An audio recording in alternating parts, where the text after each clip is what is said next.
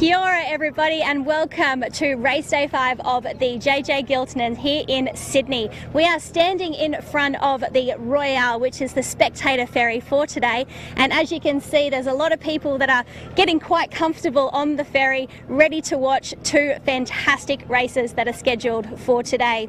We are coming into race 6, which is the first race today, which also means that it's going to initiate the drop in the series, so that is going to open the scoreboard wide open.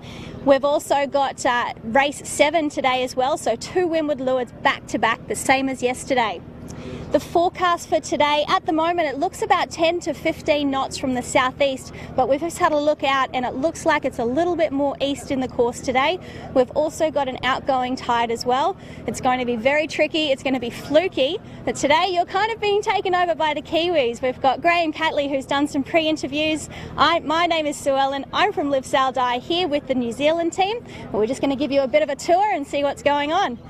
Here is the Royale, which you can see that a couple of beers already being consumed on the spectator boat. It is a fantastic place to actually view what is going on in the racing. The Royale follows the fleet up and down the course and does actually put the spectators in a fantastic spot. So if you are wanting to come out and watch some of the racing, tickets are $20. You can buy them from the Australian 18-footers. And I highly recommend it. I do recommend it. It is a fantastic place to watch the sailing, getting amongst the action. And for those that are interested to actually see what goes on behind the scenes, we're just going to show you over to the camera cat now. The guys are getting ready to head off.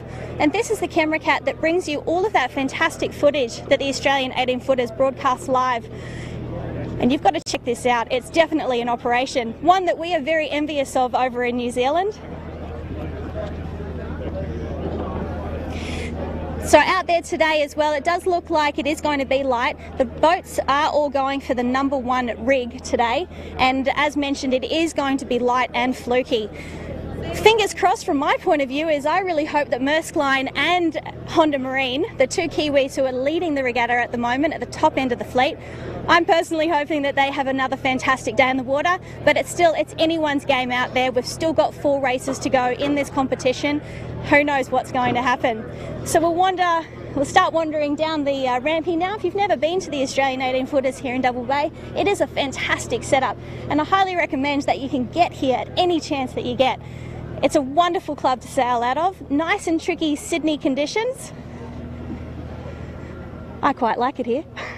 So we're just going to wander down now along the boardwalk here. We'll get over to the boat park. You can see over here, lovely spot to enjoy some lunch. Today is also sponsored by ASCO, so we will catch up with James Doran, who is the skipper of the ASCO boat. We'll catch up with him into the boat park shortly. As we wander down, getting ready for the 2 races for today. Come on, let's go. It's a great day to be alive, that's for sure.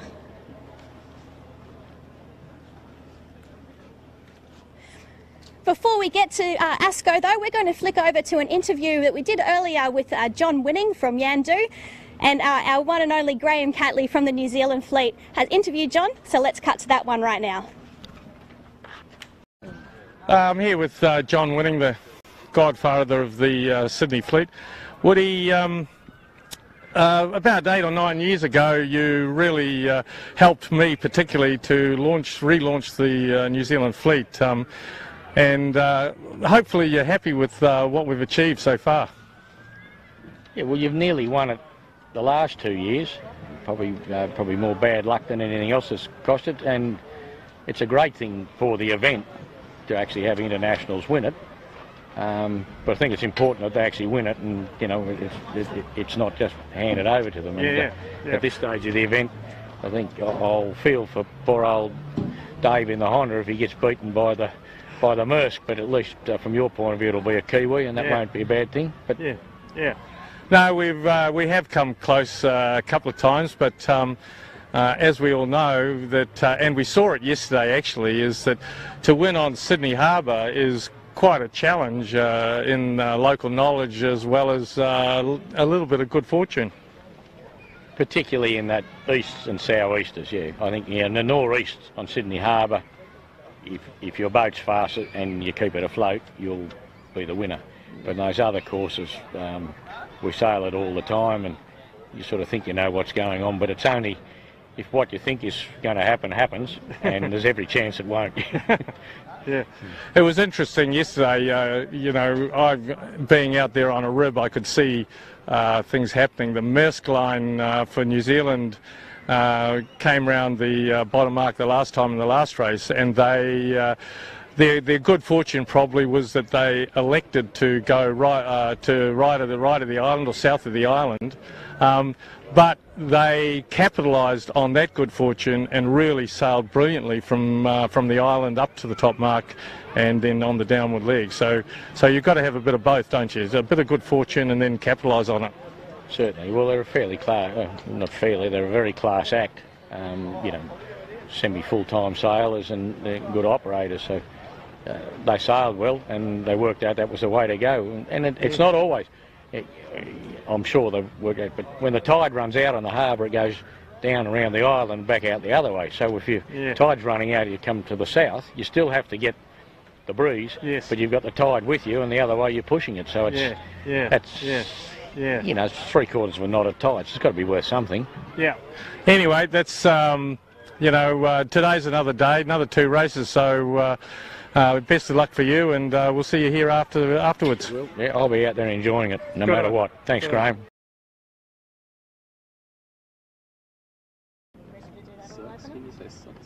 Sucks. 6 seconds. Flies open. Going live. Back to you in the studio. We are here now with ASCO sailors. We've got Monty, James and Harry, and the day today is sponsored by ASCO, so it sort of seemed fitting that we talk to these guys. Now, we have to have a little bit of a chit-chat about your racing yesterday. I think you got unlucky in race 5. How are you feeling about that one? What do you reckon, Harry? Oh, listen, it was a tough day in the water for all of us. I think we were just composure and dedication just got us through the day. Doz and Monty did a fabulous job carrying me around the course, so you know, I'm pretty thankful to those guys. And you know, unlucky, lucky. I think both things went our way, as the rest of the fleet would probably say as well. Well, you know, look, we were watching and we were doing a lot of cheering, and look, I'll admit, we were cheering for the Kiwis. So when Honda Marine did do that little slick move and passed you guys just at the finish, look, part of me was aching for you guys, but part of me was also cheering. How is that inter-relationship going with the Kiwis at the moment?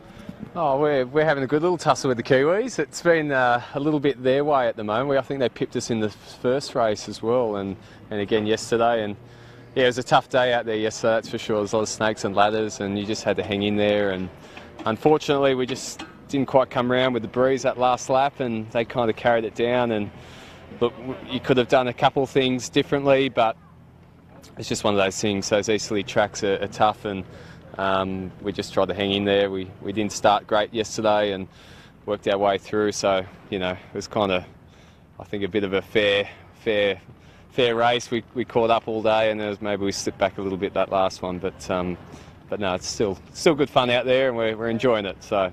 Well, look, you're sitting on 40 points, equal with Knight Frank at the moment, but you guys will drop a 21 after the first race of the day today. So, I mean, this drop coming into play really does open things wide up. How are we feeling, though? A little confident, you know? Does the local knowledge going to help you guys out there today? I think today we've got really nothing to lose. I guess the Kiwis got great results on the board, and we need them to sort of hopefully have a couple shockers today, and we need to sort of, you know, the pressure's on us. We have to get out there and perform. So, you know, it's another little easterly day, and, you know, these days you can easily, you know, be spat out the back, and, you know, you got to have your wits about you, know what's going on, and try and get off the line cleanly today and get around the first can in a good position. And, you know, if you do that, I think you'll be, you know, in the top 5 today. And yeah, only time will tell. You'll see it today, it'll be on again. Time will tell. And look, it is a day sponsored by ASCO, so we do have to say good luck to Team ASCO today. We do hope you have a good one, and we won't hold you up any longer. We'll let you get ready to head out in the water. Cool. Awesome. Thank you, guys. Good luck. Thank you. We're going to cross now to an interview with Graham Catley and Josh Perebski. Josh is the skipper of Maersk Line, the rookie sailors from New Zealand who are currently leading this regatta. So let's cross to those guys and see what they have to say. I'm Graham Catley. I'm president of the Auckland Sailing Club, which is the home of the 18-foot skiffs in New Zealand. And we're over here in Sydney, determined to win this event. And I'm just talking here with Josh Perebski, the skipper of Maersk. And I just wanted to know, Josh, that last upwind leg yesterday, was that all calculated, or did you just have a good fortune? I'm going to claim it was calculated, but it was a bit of both. You know, we came around the bottom mark and we were quite high on port, and we just kept going, and we looked back over our shoulder and the boats were arced up inside of us, so it was like, oh, we're not going back here, so we just kept going, and we saw the boats in front knock down, so it started looking better and better. Yeah, I thought you may have, you made a decision to go right on that last leg, but that wasn't what did it for you, actually. I think what did it for you was the way you got round the island, once you're at the island. Yeah, we managed to put the bow down and we saw where we were laying, so yeah, get some speed up, and the boats above us were sort of still going high. So yeah. And the second decision, which was obviously actually a winning decision, was the jibe set at the last mark. Yeah, good pressure on the inside, and you've got to back yourself in those decisions when you're like that, and try getting the big pressure. So that was an incredibly good call. So best of luck today, and let's get out there and knock them off again. Yeah. Hopefully, looks like the same breeze, or maybe a bit more wind. So yeah, should be the same. Good. Thank you. It's good. All the boats are coming in.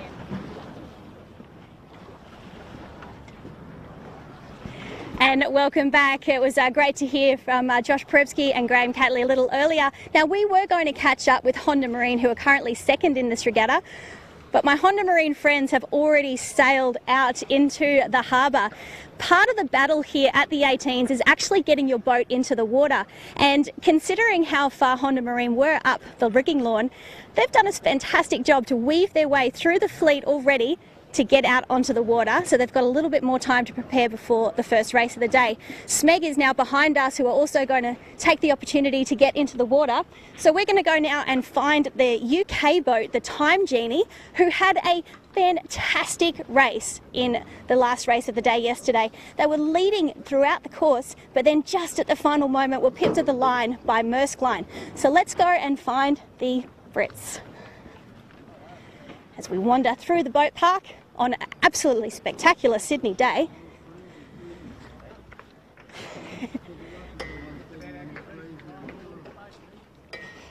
Now, it doesn't look like anybody is actually at their boat. I hope they are, because the Time Genie...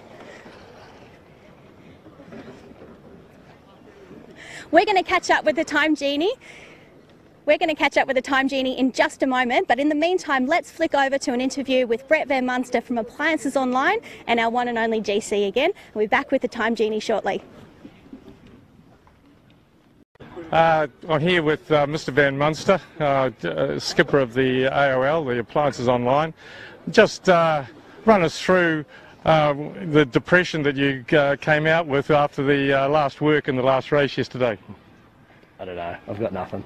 I've absolutely got nothing. I don't know. We went all pretty good up the second leg and went all right down that right when we returned and got around the bottom mark and thought the pressure was in the left, and it went all right, didn't it? So. Well, I thought that if there's, if it's any consolation, I thought the pressure was in the left there too, and I thought that the easterly breeze was settling in for the afternoon, and if that had been the case, you were glamorous. Yeah, well, that's what we thought as well, but it didn't happen that way, did it, unfortunately? It can be a cruel sport, but anyway, well done to the Maersk boys. They've sailed really well this weekend, well, this week, the whole week, and they've been really consistent, and it's awesome. It's great to see. It's I don't want to depress you too much, but normally it's the Kiwis that are on the backside of every wind swing on Sydney Harbour, but you doubled in for us yesterday. That was bloody good of you, actually. Maybe I've been hanging out with you too long. I don't know, mate. That's right. Could be. Yeah. No, that's good. Okay. No, well done. Good luck today. Thanks, mate. 7, 6, 5. And welcome back. We've found the sailors from the Time Genie who were famous yesterday in race 5. They were leading for most of the course, I think so. but only just lost it at the finish with Maersk line. Now I'm here with skipper Graham, Ed and Eddie from the UK. Guys, just talk us through race 5. That was outstanding. Yeah, well, what I can remember of it was pretty amazing. We learnt in race 4 that we like going hard right, and so we continued that on the first beat, and it paid handsomely, so we came out at the top mark first, which we've never done before in a JJ. That was pretty big for us. To look behind and see these guys that we normally only see on the TV trying to catch us was pretty amazing. I got a photo of you guys actually in the lead yesterday, and the opportunity opened up. You had you guys and everybody behind you. Yeah. It must have been an amazing feeling. What about for the crew? How are you guys feeling? Yeah, it's pretty special. It's not very often that you get to look back and see such a high-level fleet behind you, but it was one of those days where it was very shifty, very tricky, and we happened to get it right, and it paid off. You seem so excited about the day yesterday. I'm going to say, are you I think a little we're more nervous about today. Well, look, you've actually proved that you can do it. That's the Yeah. thing. I mean, the conditions are a little bit similar to yesterday, Yeah. so there's no reason why you guys can't do it again today. So have you talked about a game plan? To do the same again today. It seems like the most obvious one, doesn't it? Yeah, but I've heard they're going to move the course a little bit more to the left, so we won't be able to do the round the island trick, which is a trick we learnt at home in Essex, which we have a round the island race every year. So we won't be able to do that today, so we'll have to see if we can find another little trick up our sleeve. Can you just tell us quickly, how many boats have you guys got racing now in the UK? Actively around about 8, 10.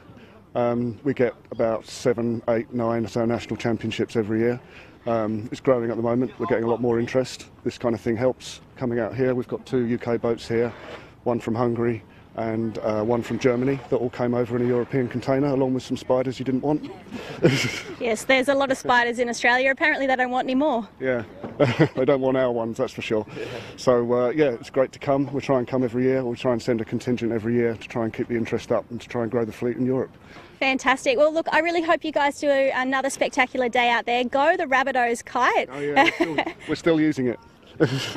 Well, it did seem to be lucky for you yesterday. Look, best of luck. We won't hold you up. It's time to take that battle and get out onto the water. All right, we'll see you later, guys.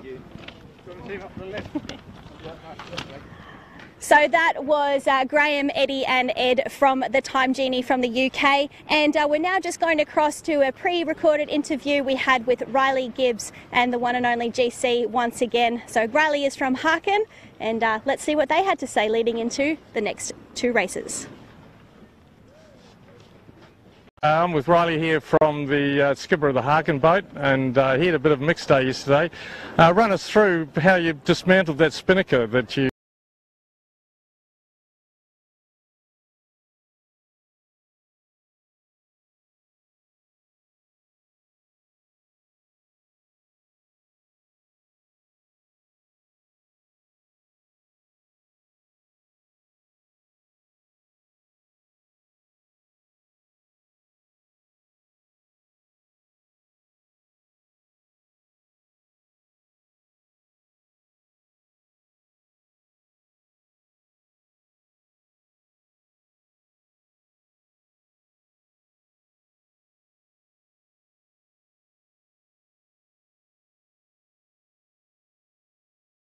With Riley here from the skipper of the Harkin boat, and he had a bit of a mixed day yesterday.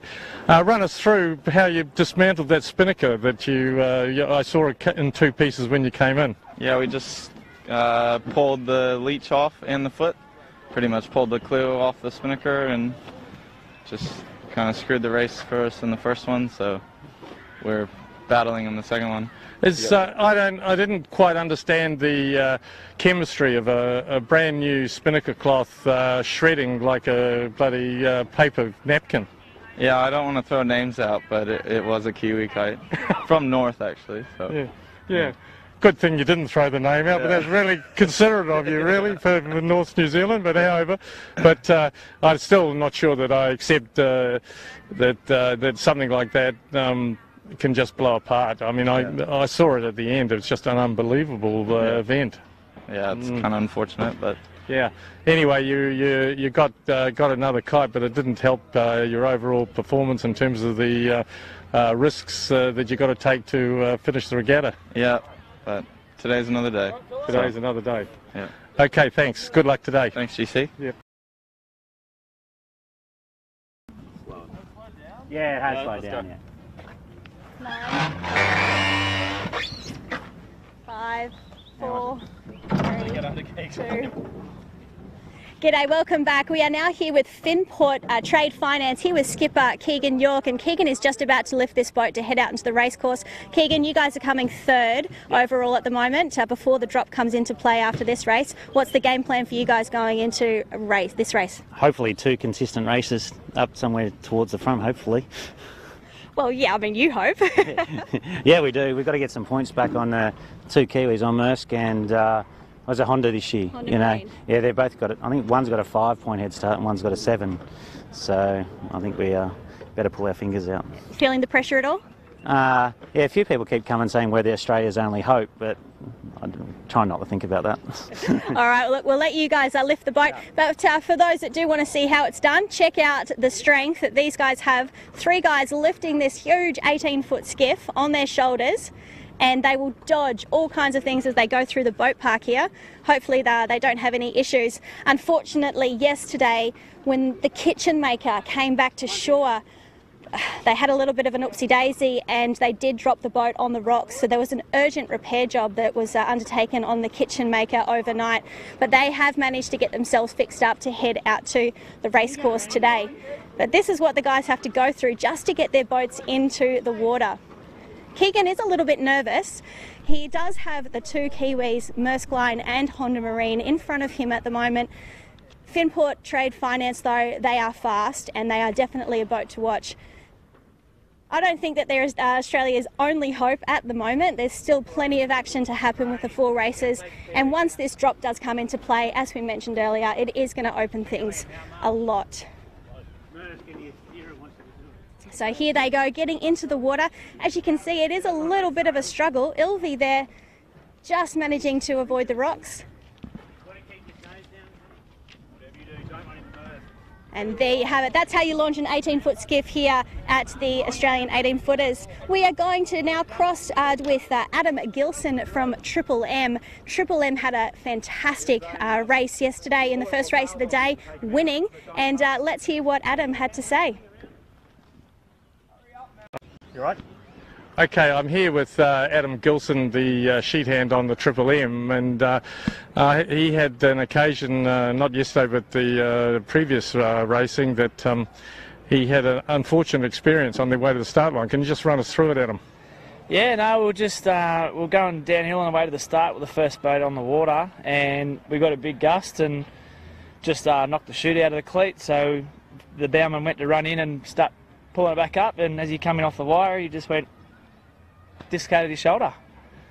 It was quite amazing because, as luck would have it, I was just close to you in the rib, and you waved me across. And when we got there, he wasn't in great shape at all. I was really surprised at how bad he was, you know. And when I saw the lump and sticking out of his wetsuit, it was pretty gruesome.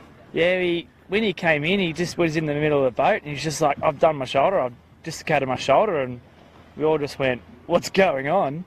And then we just rolled it in, and he's just laying in the water, and he just is in so much pain, and kind of had to swim him out before the boat turtled on top of him, and then he was just laying in the water in a heap of pain. It was pretty full on. It's fair to say that these 18-foot skiffs aren't for the faint-hearted. What do you think? Yeah, no, I agree with that, mate. I've been following these 18s for my whole life. Like, I love them, and that's why I decided to have a sail this year. But yeah, no, they're definitely challenging, and you can get yourself in pretty awkward spots. Yeah. So you had a great day yesterday in the afternoon, despite all that. So run us through that. You led from start to finish in that first race, didn't you? I think Honda and Quality got through us a couple of times, but we just kept chipping, and the boat was going fast. So yeah, just picked a couple of lucky shifts. We got a bit more luck than we did the day before. So that's probably what it was. No, the boat looked really good, so congratulations on that, and good luck today. Yeah, cheers, mate. All the best.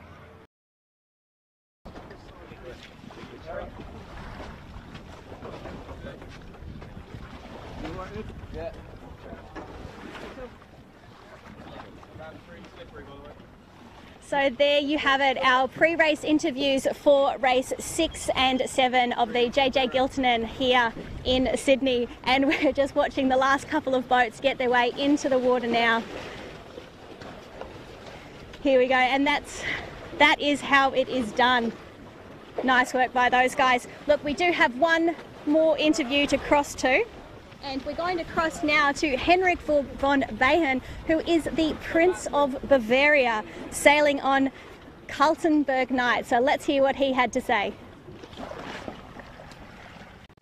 Okay, I'm here with Heinrich. He's apparently a prince or heir to the throne in Bavaria. Just run that by us at this stage. No, it's not exactly my place, but fortunately I do have older brothers. But if there still were a monarchy in Bavaria, yes, that's true, I would be at some point. It's great to have such a regal person sailing in the 80-foot skiffs. Now, have you sailed on Sydney Harbour before? No, it's actually my first time was when the races started. I think on the first race day was my first day in the bay, so that was pretty interesting. But we're having a great time, and it's a great... You've had some, I'm sure you've had some good rides out there. Some of those runs down to that obelisk mark, etc., etc., pretty exciting, aren't they? Yeah, there's some runs that you need to get used to. There's not much two-reach sailing in Europe, but here a lot, so yeah. All that means is that, you know, and as a New Zealander have been coming across here for a few years now, you really got to come back a couple of times before you can get the hang of the harbour, but you're probably getting understanding that now yourself. Yes, I don't think we're quite there yet, but we definitely will have to come back and sail here again. Oh, good. Okay, well, all the best today, and get out there and knock those Aussies off, will you? Yeah, thank you.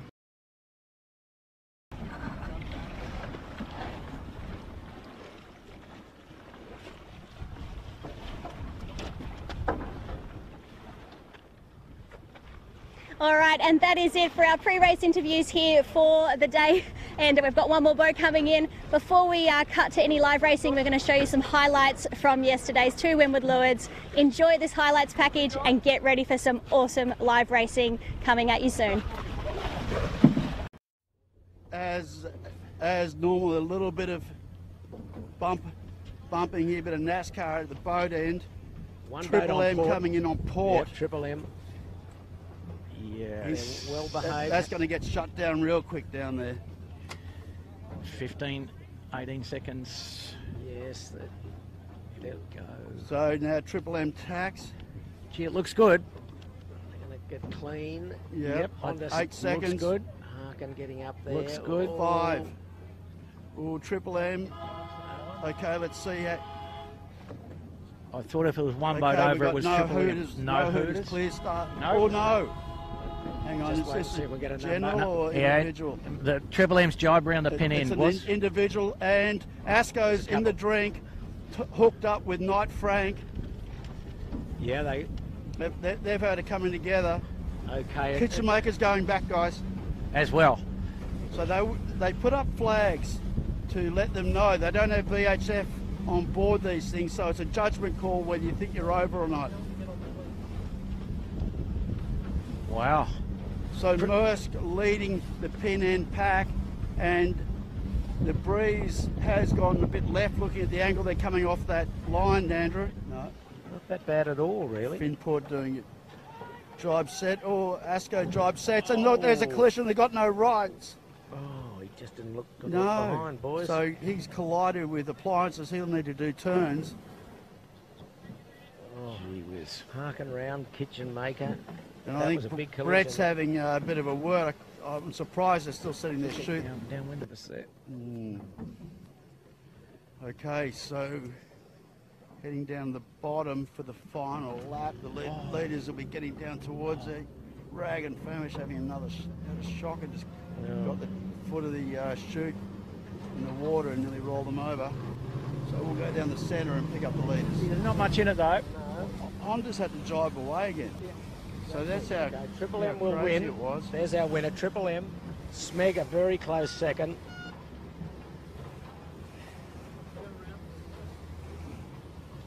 There's Smeg now, and Honda. Oh, they dropped him off. That's incredible, isn't it? Yeah. How much? You pick up Honda, please, Blake.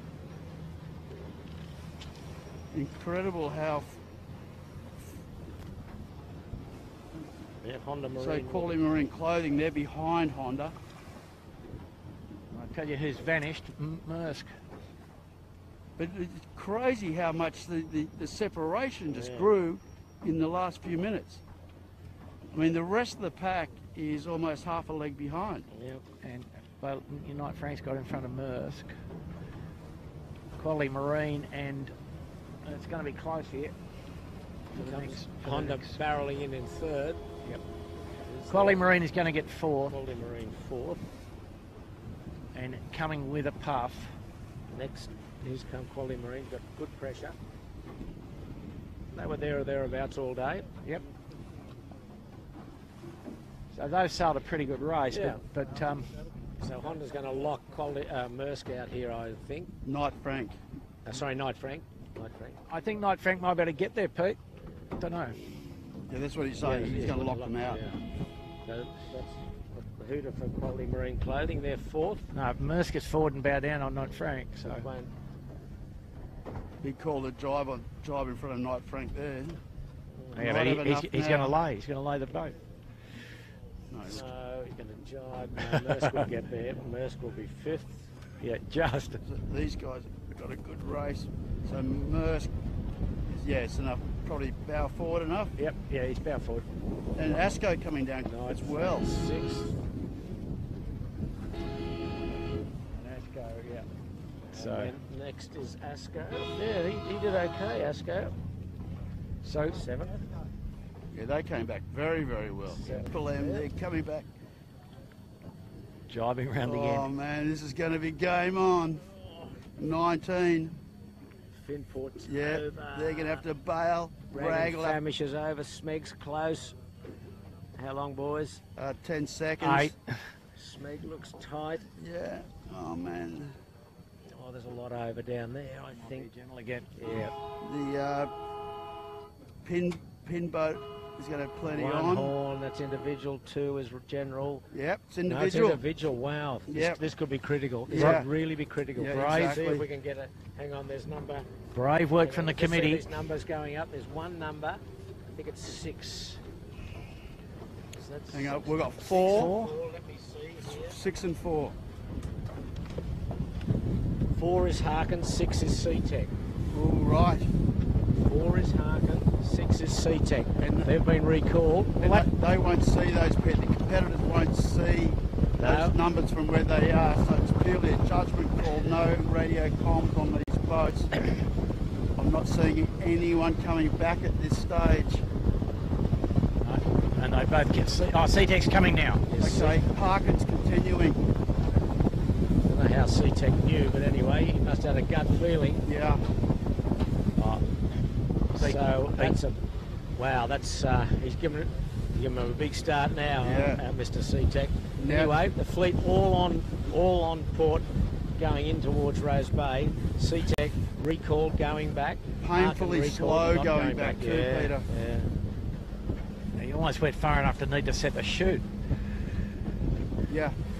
Oh dear, it's light again, light and fluky, and a few waves. Ugh. Ugly scenes, that's for sure. But Mark here, there's. But look at Smeg's coming in with pressure. Yeah, I don't know if we can pick it up. You pick it up with a monitor. It's a long way up. But Triple M, they're bad, but they had 3 strings a second ago. Yeah. Oh, there's chaos at the Mark. Yeah, Bouvet in trouble. Hey, look at this, guys.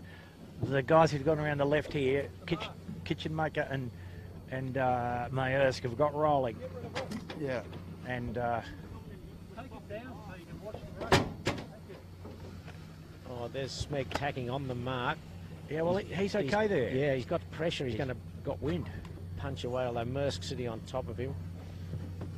So which way do you go? No, the Maersk has just burgled about 10 places there. They're driving. Watching closely as Plants Online jives. Oh, runs out of wind, in fact, in the jives. Wow. Chicken winged up there. Yeah, they're going to come in super slow. It's messy. Now. Oh, well, that's so all right. Rag's the boat. Jibe. Rag and Famish is the boat here. But he's on port, Oh, Pete. he's jibed too. No, Maersk is punching out. They're back. Oh, Vantage back to jibe on Maersk. Rag. No. Rag. No, they've lost it. They're gone. They've lost it. What a tragedy. Well, it's not really a tragedy, it's disappointment, but Asko's jibing back, but it's Maersk at the moment. Maersk looks the final jibe, White Spinnaker. Oh, this is close. No, this is they're close. coming. The Go the bombs are Genie. coming. Go the Genie. They're coming. The Maersk is They're pulling a Genie out. Maersk is on. No, boat slightly favoured. Okay. But Maersk jibes. Good jibe, though. Yeah. Yeah. Maersk jibes. The Maersk going to win by 10 feet, guys. Yeah, Tom Genie second. Terrific race. So New Zealand. Great race for third. It is a great race for third. Look at this. Finport. Look at this gaggle. Finport and Honda. Oh, wow, Honda. Yeah, what Good a comeback. Job. Honda. And then who's that behind them? Asko. Asko. And then another gaggle.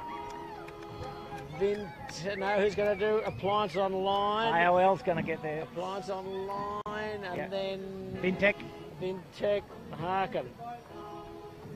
Gee, great racing. Great racing. That was incredible. Those guys, we were focused on the front, but they just came down with a heap of pressure, obviously.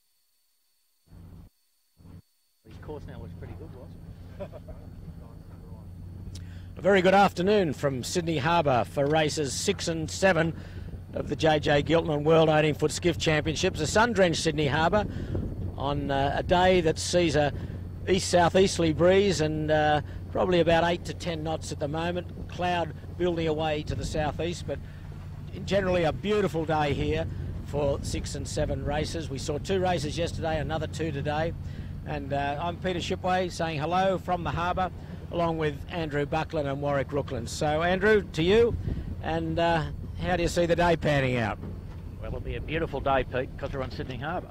That's good. Now, look, weather-wise, you know, we've got a pretty big sort of macro synoptic situation with a tropical cyclone holding up everything up off New Caledonia, so 1,200 miles north, big high-pressure cell down off Tasmania, 600 miles south. But some funny local dynamics here. We're just seeing a little bit of cloud press in with some new pressure from the southeast, essentially. It was very light half an hour ago, but now we're seeing the wind speed up, as you've mentioned, perhaps 10 knots here, a little more even.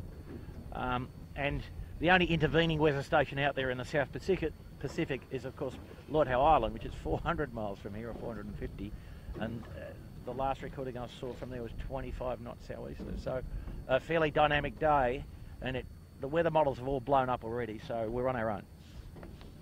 Okay, well, we're probably not going to be out at Lord Howe this weekend, but anyway, good luck to our friends out there in the strong southeaster. I'll bring Warwick in. Warwick, just we're still waiting for the warning signal, so just run us through today's course for the first race, Heat 6. Yeah, Pete, second day of multiple races, so we've got 2 races and the warning signal's just gone. And they're going to be 3 lappers.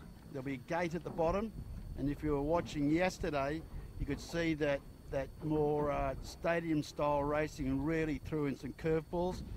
Our friends from Great Britain nearly won one of the races, and one of our favourites, Smeg, on a very funky day, got absolutely buried when the big wind shift and was never able to get back. So it's to recap, 2 races, 3 laps each, and we'll have about a 15-minute break in between each race.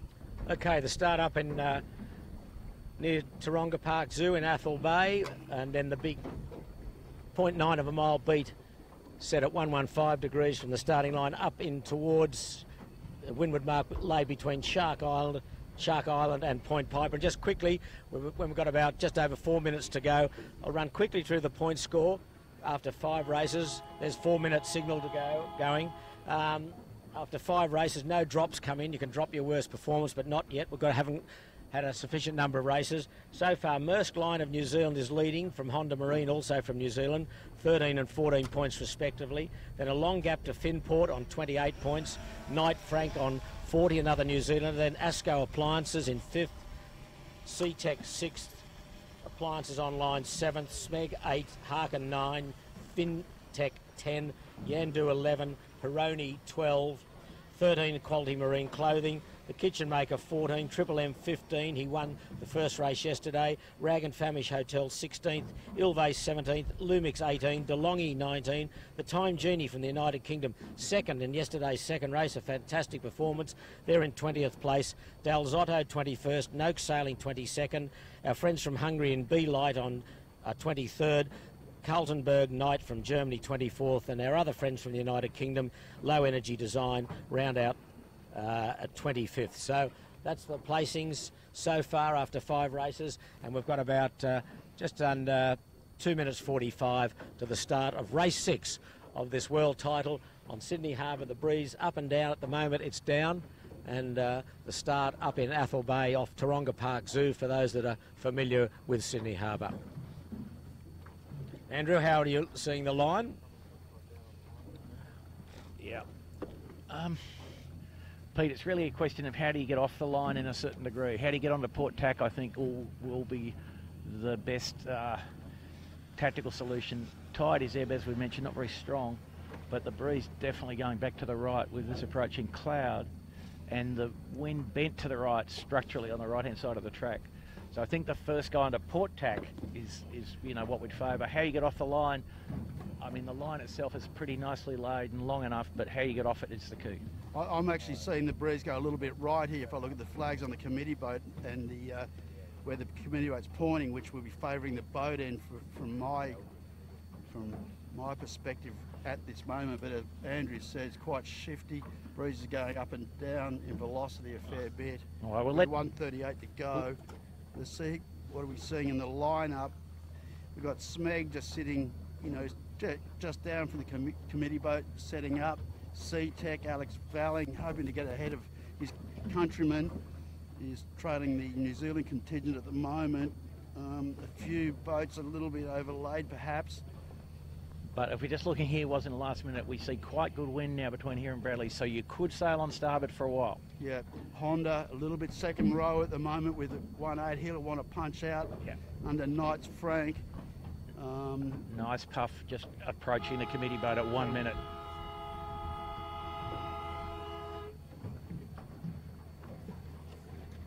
Okay, lining up for race 6. Maersk heading towards the leeward end, the series leader. Yeah, Rag's putting the hammer down, heading towards the pin to get a slot. Kitchen Maker sort of to leeward of the pack. Got Harkin just above them from the USA. A pretty tough looking rack up there in the middle was Harkin, Finport, Smeg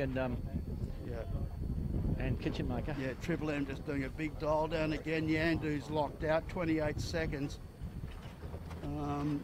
DeLonghi could well be over if they're not careful. They're gone. Over. They're over. DeLonghi has to go around the boat. They can't find a hole. They can't find a hole. There's a crazy one here from Great Britain. There's no way they were going to pull that off.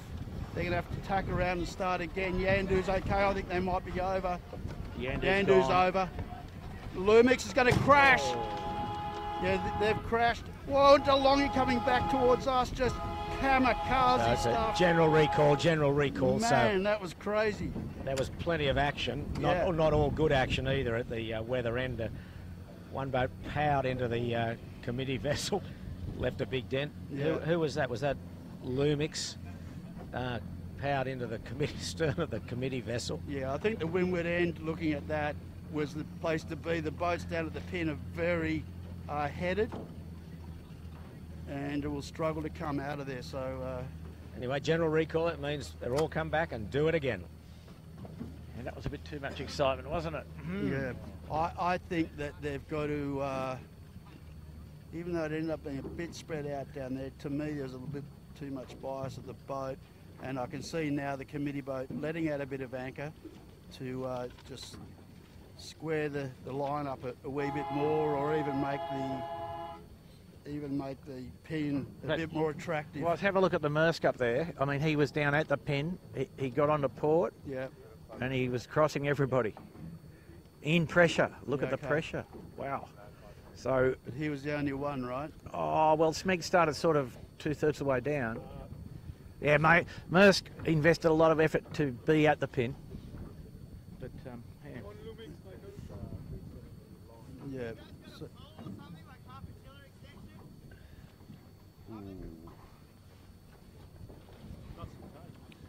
We got any conduit or anything? So Lumic's just coming past, asking us for a bit of a tiller extension or something. So obviously that impact was enough to do damage to their wing. Had a little visual there. I didn't see too much, but obviously there's something going on. It was quite a solid impact. Okay, we're in sequence again. Course board got smashed in that little incident, but anyway, we're back again for the second go at it. 5 minutes. Signal has just sounded, so we're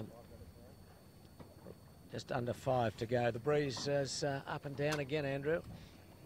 It's a little puff still, of course, this course, and it's going to be another tricky day, as it was yesterday. Yeah, but I think on average it'll be more stable, and I think it will build a little bit, Pete. So I think it might be quite a pleasant sail, actually, in fact.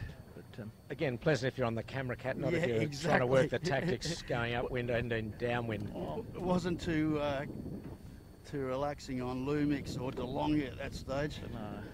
No, yesterday would have been excruciating, I think, if you were the tactician. Yeah, that was headache material.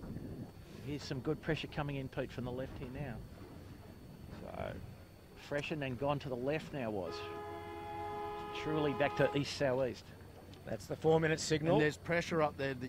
There's a charity day going on with some yachts, and they're up towards the top mark. They're at full load. Yeah. So we're back at the start. They've dropped the committee vessel back somewhat to take the little bit of bias out of the line, but it's still. What are we seeing, Andrew, with this breeze at the moment? Where would you be stacking up? I think Maersk has showed us what the right answer is, but there's only available to 1 or 2 boats, you know. Yes. And the pressure isn't actually rolling down across the course. You know, the puff's a little bit stationary, so if we look at the wind, we can see here, it looks like it's just associated with the headland to some degree. You know, the puffs aren't going down anywhere near at the wind speed, like not even at all, hardly. In fact, and look at this one here, Pete, on the bow. It's 12 knots, maybe a little more. Okay, you've only got to get 1 or 2 of those and you're famous. You've got to miss 2 of those and you're out the back door. And your name's Peter Shipway. Yeah, out the back door, either upwind or downwind. That's a bit harsh. Yeah, well, Jeez. I'm used to it. That's right. And here's the Pete and I have been to war together a few times. Series leader Maersk from New Zealand. They did a terrific job yesterday, winning the second race of the day, race 5. They won the first race. They've had placings of 1, 3, 3, 5 and 1. So very consistent. And that's not a bad scorecard, is it, Pete? It'd be pretty... Very handy. Pretty handy. A lot of people would like that scorecard. Yep. So we've got, at the moment, time-wise, we've got... about 2:15. Okay. 2:15. We'll try and get race 6 underway for the second attempt.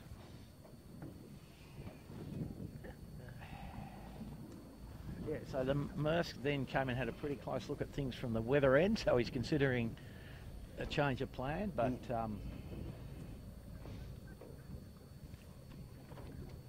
let's see how he lines up. It looks like he's going to go back to leeward end again, so yeah. So on Dennis O'Neill's boat there it was. Yes. Sir Harold and Lady... Great Irishman. Sir Harold and Lady Cudmore, indeed. Wonder what they'll hit today with Harold on board. They'll hit something for sure. Don't be like that, Pete. I said to him this morning, he said, why change? So, what change? Okay, back of the action. We've got to go about 1:15. 1:15 to go. Maersk again headed for the pin. Yeah, he wants it. Smeg on port coming up to the line. He's set up low. A little bit of breeze now, Bucko. Yeah, nice pressure. Setting up, should be there for the start. Should be there for the start. Okay, there's Smeg just tacked back 1 onto minute. starboard. Bradley's head looks all right. Sorry, Peter. He wants that pin as well. Smeg and Maersk are down there. Honda Marine is down there. Yeah. About 50 seconds to go. All the favoured boats are down. They're going to battle over it. Can't see anybody else. The Maersk doing a pretty good parking job. Yeah, the only one that's sort of in the podium position, I suppose, Finport's up towards us end. Kitchen Maker just trying to stay away from a bit of traffic. About a third of the way down. Got appliances on line just underneath them. Appliances will struggle to get a... Can they lay up to the pin, some of those boats? That's the problem, exactly. Andrew. It looks problematic from here. Yes, yeah. It's less than 30 to go. Yeah, that's exact. Good observation, Pete. 20. No, I thought he set up a bit deep, but here they go. They're Honda starting to wriggling up. Look okay. Maersk underneath him, the two series leaders, right down at the 10. Yeah, a few of them won't get away. Quality Marine coming in port. Oh, Peroni coming in, no rights. Good That's start. it. And Rag on port. How about that, boys? Got away. Clean start. Here comes Peroni in at the committee boat end. A whooshka. Just lay over the committee boat. So, I don't think that's a bad answer, though, was. Well, he's... Oh, look at SeaTech and Snoke sailing. Oh, they're giving away a lot of length on the line. Look, Smeg got clean. Smeg has escaped. There's a big cluster down at the leeward end there. Yeah, exactly. Belite, Yandu, I can't make them all out, but yeah. But Maersk's still going. He got round the squiggle round the pin and still going in towards the Bradley head shore, whereas Rag and Famish came out, started on port at the pin, cleared the fleet, and he is standing out into mid-channel, the tide flowing out.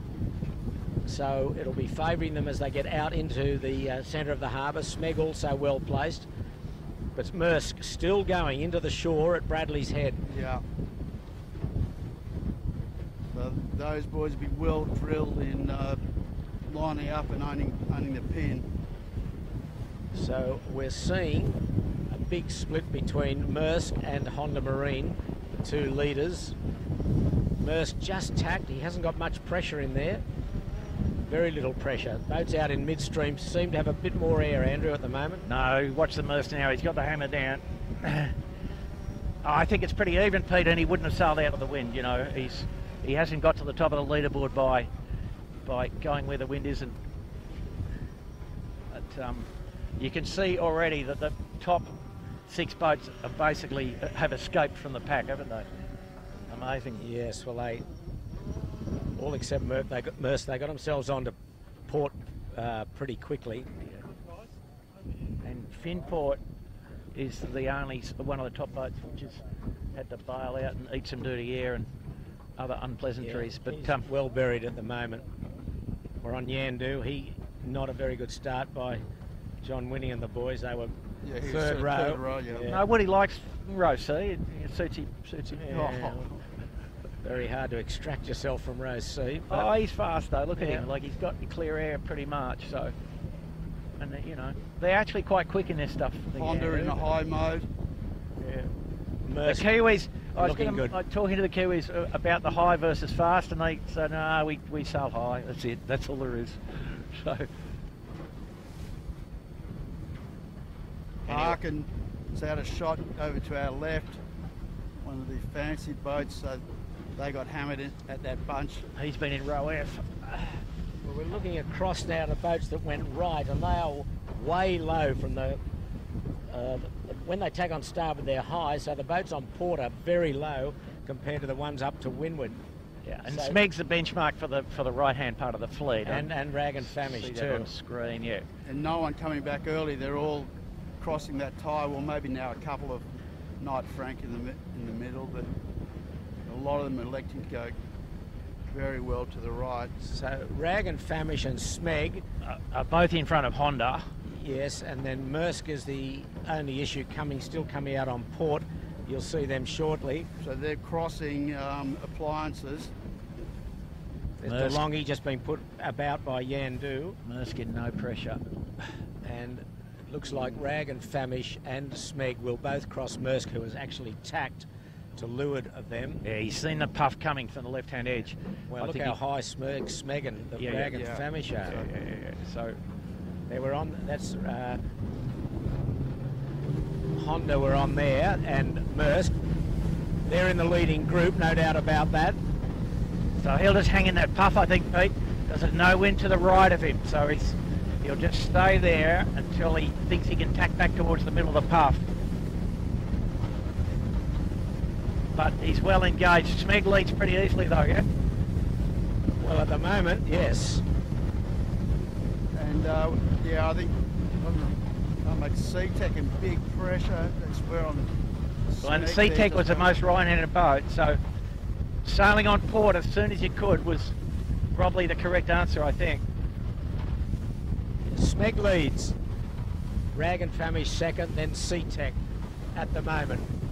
They're going probably halfway up the beat, the weather mark between Point Piper and Shark Island. It's not quite down in that deep no-go zone, so it should be reasonably clear to get up to this weather mark, although it's never clear up there in this breeze, but we've seen a lot further up on other days, which has really caused some upsets and changes in leadership. At the moment it's Smeg looking the part. No, it won't. No, Sea-Tech's around the back of him cleanly. And Smeg, well, after a reasonably disappointing first 5 races, except for the second race yesterday, is now showing the form that we'd hoped and expected of him as the Australian champion. But his series has been up and down. He's had a 15th, an 11th, a 6th, a 2nd and a 16 for 8th overall at the moment. So I don't know if you can see that, but the Maersk appears to have just burned off Honda a bit there. Yeah, I was going to comment that boats coming first and second in the championship are pretty much locked together on the course at the moment. Wonder what's happening there, was you think? Maersk got the upper hand, just sitting on top of the Kitchen Maker with Knight Frank, the other Kiwi boat, just to lure to them. All the leading group on starboard going in towards Shark Island. Only about 200 metres from the top mark. Yeah, from right to left we've got Smeg, Rag and Famish, then Maersk, and just behind him the Kitchen Maker, Knight Frank, and then Honda Marine as we look at it. Yeah, Kitchen Maker just popped out in front of Maersk then, but obviously we can't tell what the gauge is between the boats from where we're sitting. And then out of shot Sea-Tech, who will be right amongst the leading group. He's up to windward, just almost on the same line as Smeg as Honda bails out. There's Sea-Tech there. It's going to be interesting to see. I don't think they're going to spend a lot of time on starboard jibe. I don't think they're going to spend a lot of time on starboard jibe once they set. Right hand again, the pressure here. Far right at Malcolm Turnbull's house. Which will favour Smeg, Sea-Tech. Okay, Smeg. Oh, look at Rag and Famish Famish in backwards. Yeah, was that the bad air from the yacht that just passed Smeg? Nearly got caught out. Just a big lull. Yeah, right. Just a big lull. Oh, Smeg's got no pressure. Sea-Tech rumbling in hard on the starboard tack lay line, but Smeg will get there first. Yeah, that one I think the guys should have probably gone past the port tack lay line for those guys, but good puff coming out of the Edwards anyway to solve the puzzle for everybody. Okay, so Lee Napton takes Smeg around first. Jibe set. Of course. Jibe set. Just have to wiggle his way through these boats coming up. Sea-Tech around next. Yeah, pretty tricky and a good puff. So the right paid off the start. Rag and Famish. Sea-Tech jibe next. setting. This boat's coming Rags, in. Rag will have to be careful here. Yeah, they had no rights, had to wait. Okay, Kitchen Maker fourth. Sea-Tech's got a tangle with his spinnaker under that. Hounds was caught up the top of his jib. Big puff here. It's just free now. Smeg, meanwhile, put the bow down and gone. Kitchen Maker's round. There's the Maersk series leader. Breeze just went bad for Maersk then. Yeah. Pretty untidy job. The breeze just died out right in the middle of their rotation. Knight, Frank and Honda next. Look, Smeg is gone. Smeg got that pressure that Bucko was talking about, and the rest have come about. Jive neatly, and just wow. Well, they got the pressure, Bucko. Now these guys got no pressure. There's a hurricane down there where Yandu is. They'll get it. And more coming, two guys out of Roast Bakey. So. Okay, Asco. Everybody in a around. bit of froth there. Yeah. Plants online now. The peloton, as we say. Asco grabs the mark. Oh, Peroni drives in front of Peroni. Oh, they just get away. Here comes Peroni. Well, never a dull moment. Peroni's got no rights. Wishka. He's got no rights. Oh, nearly takes out Finport. Oh, look. Finport's going to struggle to lay now. Finport will just barge over the mark. Yeah, they're not going to lay. Finport. No, they're racked up, Bucko. Dear, oh dear. That just ruined. Remember, Finport's in third. That was just crazy from Peroni. Peroni hasn't gone around the mark yet. Finport hasn't either. Yeah, they've got to jibe around and go back around the mark. The perils of the peloton. Oh, man. They'll make a highlights reel. Exactly. You get back It'll in start Peroni. Yeah, exactly. But Smeg has bolted. Smeg and C-Tech have bolted. All the rest came round in light air and super lifted. The rich got rich. Yeah.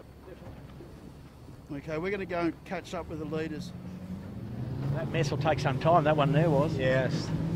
So they're on their second leg of 6. The first downwind leg. Got 2 more beats to windward and then 2 more runs after this. So 6 legs, 3 windward, 3 leeward, as the fleet going back down towards the start in Athol Bay.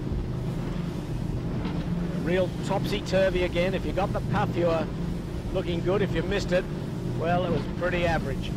But in general, you know, about 3 or 4 knots more wind than yesterday. And this is going to be a little bit of a procession, I think, here now, Pete, because the breeze is a bit back in the right, and the guys now know that you have to go to the right, and so everybody is fighting for a spot in the queue. Sorry, to the right on the beat, I'm saying. Yeah. And there's only one little jibe to get to the bottom mark from the wind that we've got now. Yeah, exactly. And the thing is, there's 2. Maersk has 2 boats between them and Honda. So just in terms of, you know, winning the championship, I think it's going to be between those 2 boats. And so every place is important. Two boats and 500 metres of water was. Exactly. And here they go, Maersk jibing now. But we're on the leader there. That's Smeg, the red spinnaker. White spinnaker is C-Tech.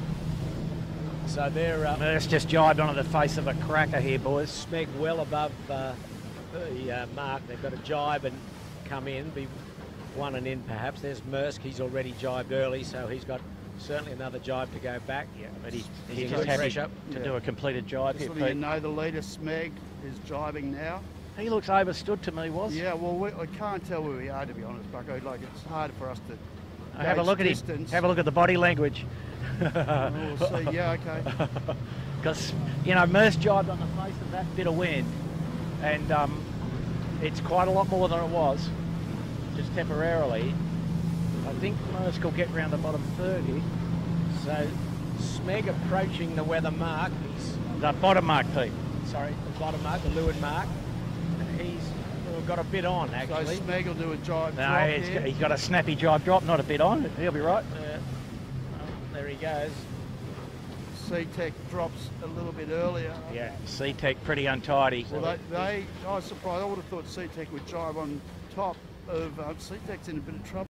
Smeg's round. He's picked the left hand of the 2 marks to go round. There's a gate here at the leeward end of the leg. Okay, Smeg's round. C-Tech will be here pretty quick. I've got it. Okay, mate. Maersk and the kitchen maker. There's C-Tech doing the big... Yeah, C-Tech a bit all scrappy around there, and Bucko's right. I think Maersk will be 3rd. Maersk has gone to the... Maersk has gone to the right-hand mark, looking downwind. He's a bit untidy as well. Spinnaker's still half up. All of them are just... I mean, kitchen maker round probably 4th. I think Maersk made a pretty late decision there to go to the other mark. Still the Spinnaker's jammed up around the hounds. He's not settled for a long way. Mainsail's not on. Spinnaker's still up the mast And as Rag and Famish goes round. Sorry, Peter. Something's happened to Honda that we didn't pick up on, because Honda now is... He got stuck at the windward mark, was, in a big way. No, Honda Marine was only 2 places. There was 2 places between Maersk and Honda Marine when we were coming down that run, and now there's about 5 boats, 6 boats in really front of been them. dumped, yeah. No, he was well up. No, so- you're right, actually. He must have just had a bad job or stuck the wing or something. I don't know. I mean, While we're couldn't concentrating on the witness leaders, obviously we didn't pick that up. We're watching Appliances Online barrelling in on starboard. it. Well overlaid. And Asco having a better race. Yep, and Honda Maersk well buried. Maersk got going again. Just so got going now.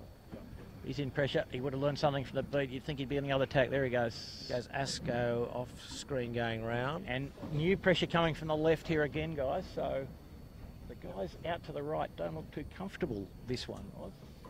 Not much wind. Not a lot of wind on the right hand Okay, edge. Asco round, then followed by Harkin. He's well back today. DeLonghi next to go round. As Honda coming in to the left-hand mark, looking downwind. There's Appliance Online just ahead of him, off shot, just going round now. Now Honda dropping their spinnaker. Oh yeah, the Manly Ferry hasn't done the outgoing guys Yeah, too much I good. saw has that. it? And then Vintech going to the other mark. Del Zotto just behind Honda Marine. So where's Honda now, Pete, in the placings? We got, I mean, like on the race, I was trying to count. They're back in Well, 1, 2, 3, about- 4, 5, 6. It'd be about 8th, 7, 16th or something like that. No, Eight. look how many behind him. There's not many behind him. And all boats are out here, so there's 25 boats.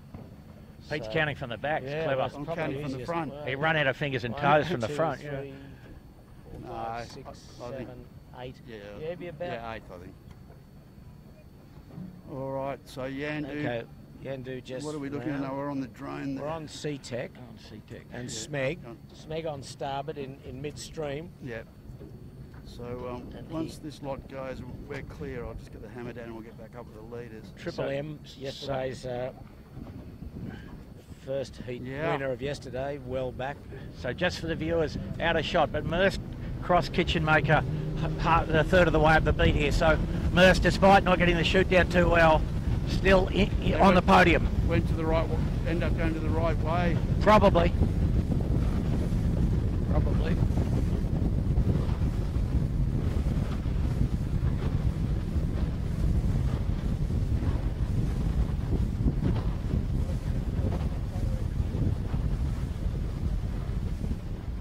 So again, the split in the leaders. Maersk has just tacked to go on to starboard, and Smeg has gone back onto port, laying in just above or the western side of Clark Island. We're off Bradley's Head at the moment. Quite choppy water here. A few boats have capsized. Good breeze here off Bradley's Head where we're positioned. And that's Peroni capsized. Oh, there's Nick Peroni. Daly sitting on the centreboard, looking very dejected. Broken tiller extension Okay, was. Smeg and C-Tech. C-Tech's jumped into the front Out there. on the right of the cause. So C-Tech. Breeze increased heaps, guys. Yeah. But the brown cloud bringing wind with it to some degree. Possibly, but there's plenty of it. So it's a drag race now out on the starboard tack. They get a few little shifts there. They won't be far off laying from a long way out. Manly Ferry going to Manly, going to give them all a bit of grief here too. We'll give some of the boats some grief. Maersk is one of them. Yeah. Well, the kitchen maker's got to cross them, I think. See, Maersk doesn't have a lot of experience in what happens behind the Manly Ferry, so let's just keep an eye on this. Because there's a big vacuum happens, and normally you can smell the diesel exhaust. Yeah, exactly, and then you get There it. he goes. He's just Well, they manage that well. chicken winged up. Next one to be affected will be the kitchen maker. And he'll be affected worse because he's closer. Correct. Yeah. And in the prop wash properly. Scotty Babbage and the boys, you'll see them. Run into the boat and ease themselves a bit. Oh, there they They're go. well rehearsed in this. Yeah. But have a look. Out on the leeward wing. They actually got a bit of Almost heel through. on before it, Yeah. setting up. Good job. Good. Nice job. But they're back in front of Maersk, the kitchen maker, I think. Yeah. It's got a bit of light So air. Smeg's done a great job. They've come from underneath C-Tech and bounced out in front. They're the two leaders, just off Clark Island, the mouth of Double Bay, up to the windward mark for the second time. A lot of traffic for a Thursday, Pete, isn't it? Indeed. And they've just hit a soft spot, the two leaders. Oh, Kitchen Maker back in the fleet. Kitchen Maker just parked up.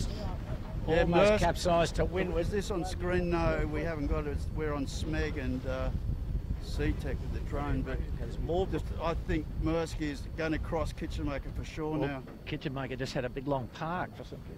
They just put the wing in the water and stopped. Smeg and C-Tech here, the two leaders, are quite soft, but they look as though there's a bit more breeze coming to them. And if they get a little bit of a right-hander, they won't be far off the ley line here. Yeah, they're just cruising along really, Pete. Near Yes. the ley line, they can't do much. C-Tech could do a clearing tack, but it'd be too costly. They're just got to hang in. yeah, wait till all the yachts are gone and then have a think Yeah. about it. This catamaran's in the way as well. Okay, Well, nice. they've got to make sure that they're Huff not coming going to. to Oh, there they go. To Smeg. So C-Tech is bailing out. So they've determined they weren't going to lay, and better to do the two Oh. tacks and the slow tack, trying to get steerage, Alex. And this. Now he's got it. So the Maersk is clearly third again now, so you'd expect that they will just sail to the port tack ley line, wouldn't Yeah, you? for sure. You wouldn't go any closer than they are. And what are we on here? Smeg. Beautifully on the Smeg. Yeah, terrific. They're not going to lay unless they get a big righty. Yeah, but he's in a pretty They're happy close. place, mate. Oh, eh? absolutely. Clear air and Gee whiz. Just making the comment. After yesterday, we going, oh, geez, I haven't forgotten how to sail after all. Well, Lee Napton, Never speaking thought to him they'd this morning, he said he's going to change everything after yesterday. If it looks right, they'll go the other way. If it looks wrong, they'll do that. But at the moment, he's So that's increased their lead. increased their lead, as Warwick said. That's the weather mark just to the right of them. They're not laying, I don't see. C-Tech laying pretty easily from where they are, I think. Correct. And straight in front of the Canberra boat, so... No, he hasn't lost that much there. No. Smeg just got headed. Yep. C-Tech getting little righties now. They're just getting very funky. Just a bit too... Yeah, no. Bit of land effect A as little we bit. go off the... And a bit of traffic as well was, Yeah. yeah. Sure. So weather mark the second time. Smeg will lead. Smeg will have to do two tacks. And there he goes now. It's his first in pressure. And he'll... And a nice tack, which is important, obviously.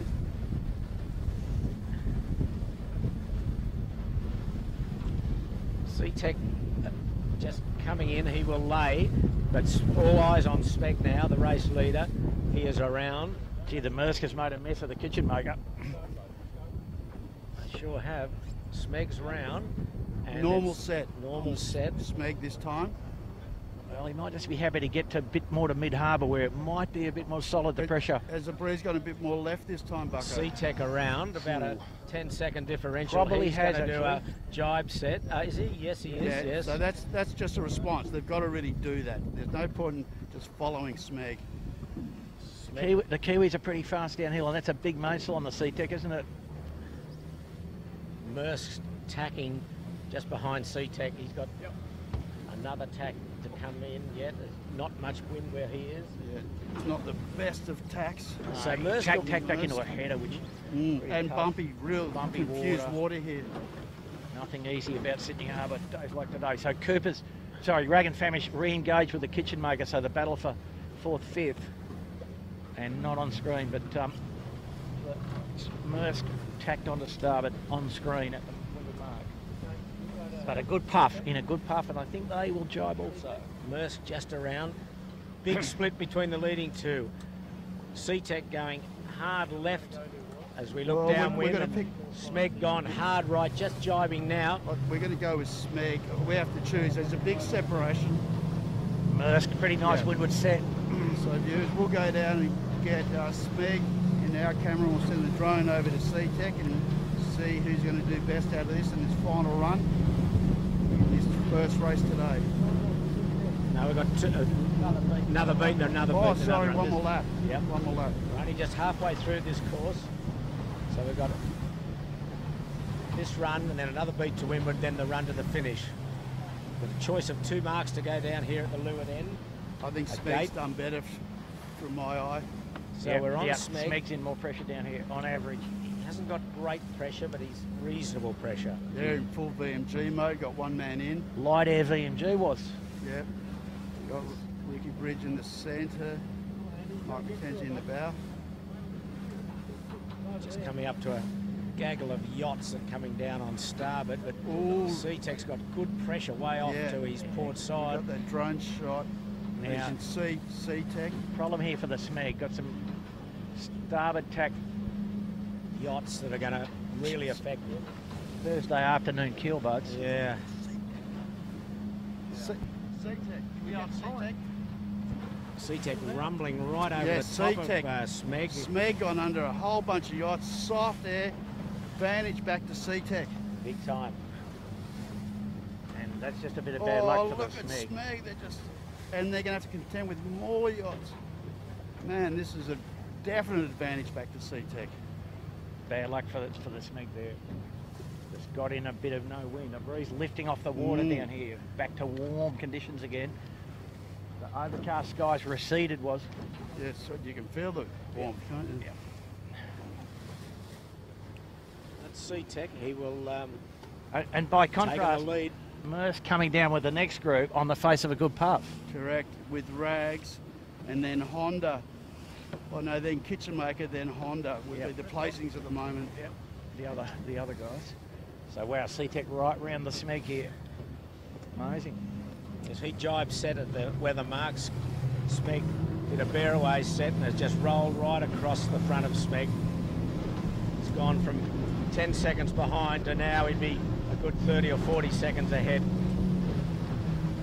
And here comes Smeg. Just got pressure now, Smeg, after a long, frustrating leg there. But SeaTech a clear leader. Yeah, so, geez, look at that. SeaTech was, what, 5 boat lengths behind about at top 10, mark. 15 seconds behind. Yeah, and now they're just gone, they're bolted. Oh, well, let's go down for the drop. The Smegglers will put it into the computer and come up with an answer. Well, that was a bit of bad luck there. I mean, I think so, SeaTech, I think, you know, to be fair, obviously we're not in their minds, but SeaTech did the textbook thing by responding to what Smeg did, went the opposite way. And Smeg looked good early and then got hurt, as we saw on camera. Yeah, it's usually the last place you'd see less window at Bradley's Head, isn't it? You know. Yes. Well, it's pretty funky though, isn't it? And he definitely got affected by traffic. Oh yeah, absolutely. Here he comes, starboard jibe into the mark, so and SeaTech around the mark. Yeah, so right hand gate looking upwind, or left hand gate looking upwind. Sorry. This is going to be a good lead to SeaTech. So what's Smeg going to do? He's going to do a drive drop, or no? I think they're just going to. Yeah, yes, he is. Yeah. Yeah, so he's going to split. And I think that's a good move, actually. Well, no, it was SeaTech's tact. So. Yeah, I think that's a good move, was. Yeah. He's in pressure. The wind's on this side of the track to some degree. They're all playing the opposite games, though, aren't they? A little bit, yeah. He's happy. You see a lot in the 49er racing. He knew he could get this around this one cleanly. Does that beautifully. Maersk, now just upwind of us, is clearly third. Come down on the face of a nice puff. So he's in touch, really, isn't he? Absolutely in touch. And if it all stays the same, they're not going to be too displeased with the point situation. Well, Honda's a long way back and in light air further up the bay. So yeah, it's not so much the distance, though, is it, Andrew? It's the boats in between. Yeah, a couple of boats between them. So he'd be good with that. And Maersk not out of this. He's just coming in now. He's going to jibe, come to the left-hand mark, but yeah, they'll drive around the left from there. So, Pete, you sent in a memo about the halyard, did you? Yeah, I did. A little bit better, but I'm still not happy with it. Okay, there they go. They've jibed and gone back around. Well, Pete, maybe we could take it for a sail the week after the JJ. Slow down. We'll go out to Lord Howe where there's some breeze. Yeah, exactly. And then we'll have to do the weather report in Sydney to find out what we're going to get on the day. Okay, they're the two leaders. SeaTech left. Have a look at the SeaTech, boys and girls. What? Have a look at the SeaTech. Bow down. No pressure there. Next line of wind is where Maersk is. Yes, well, he's tacked to go out into mid-harbour as Rag and Famish comes round in 4th spot. That's a big shake-up, isn't it? Rag and Famish in 4, Kitchen Maker 5, Harkin probably next almost. Yeah, Honda barrelling down through the middle. Honda's again, in come through again. And Asco challenging as well, not too far away. Wow, the peloton is hard to escape from. It certainly is. Hearing a bit of yelling here. Already. So it's Honda and Must Asco. be, it's port and starboard between Asco and Honda probably. Look at this, Asco's Asco's got the jibed. inside. He's jibed. He's jibed. They were inside at the zone. Wow. Overlapped at the zone. Oh, Honda's got a bit on. They've both got a bit But on. they don't want to get racked up with Asco. They don't need dramas on this. Have we got it? Yes, we do. Yeah, there's Honda's round. Yeah, Pretty neat job from the Asco boys. Yeah, it was. Wow. Honda. Right at the limit of the rules, Okay, but yeah. legal. Appliances Online follows them around. All pretty quiet. Calmly. And Knight Frank coming in as watching Smeg tacked again out into the midstream. He's put a cover on Maersk, you'd have to say, but just watching C-Tech now will go clear ahead of Smeg by 2 or 3 boat lengths.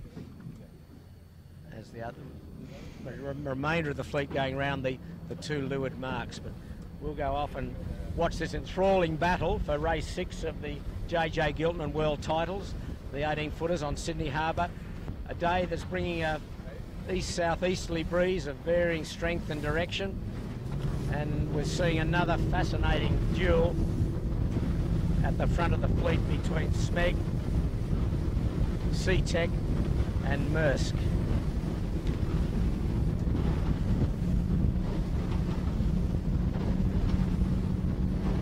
Okay, so Smeg jumped over the top of C-Tech, similar to the last beat.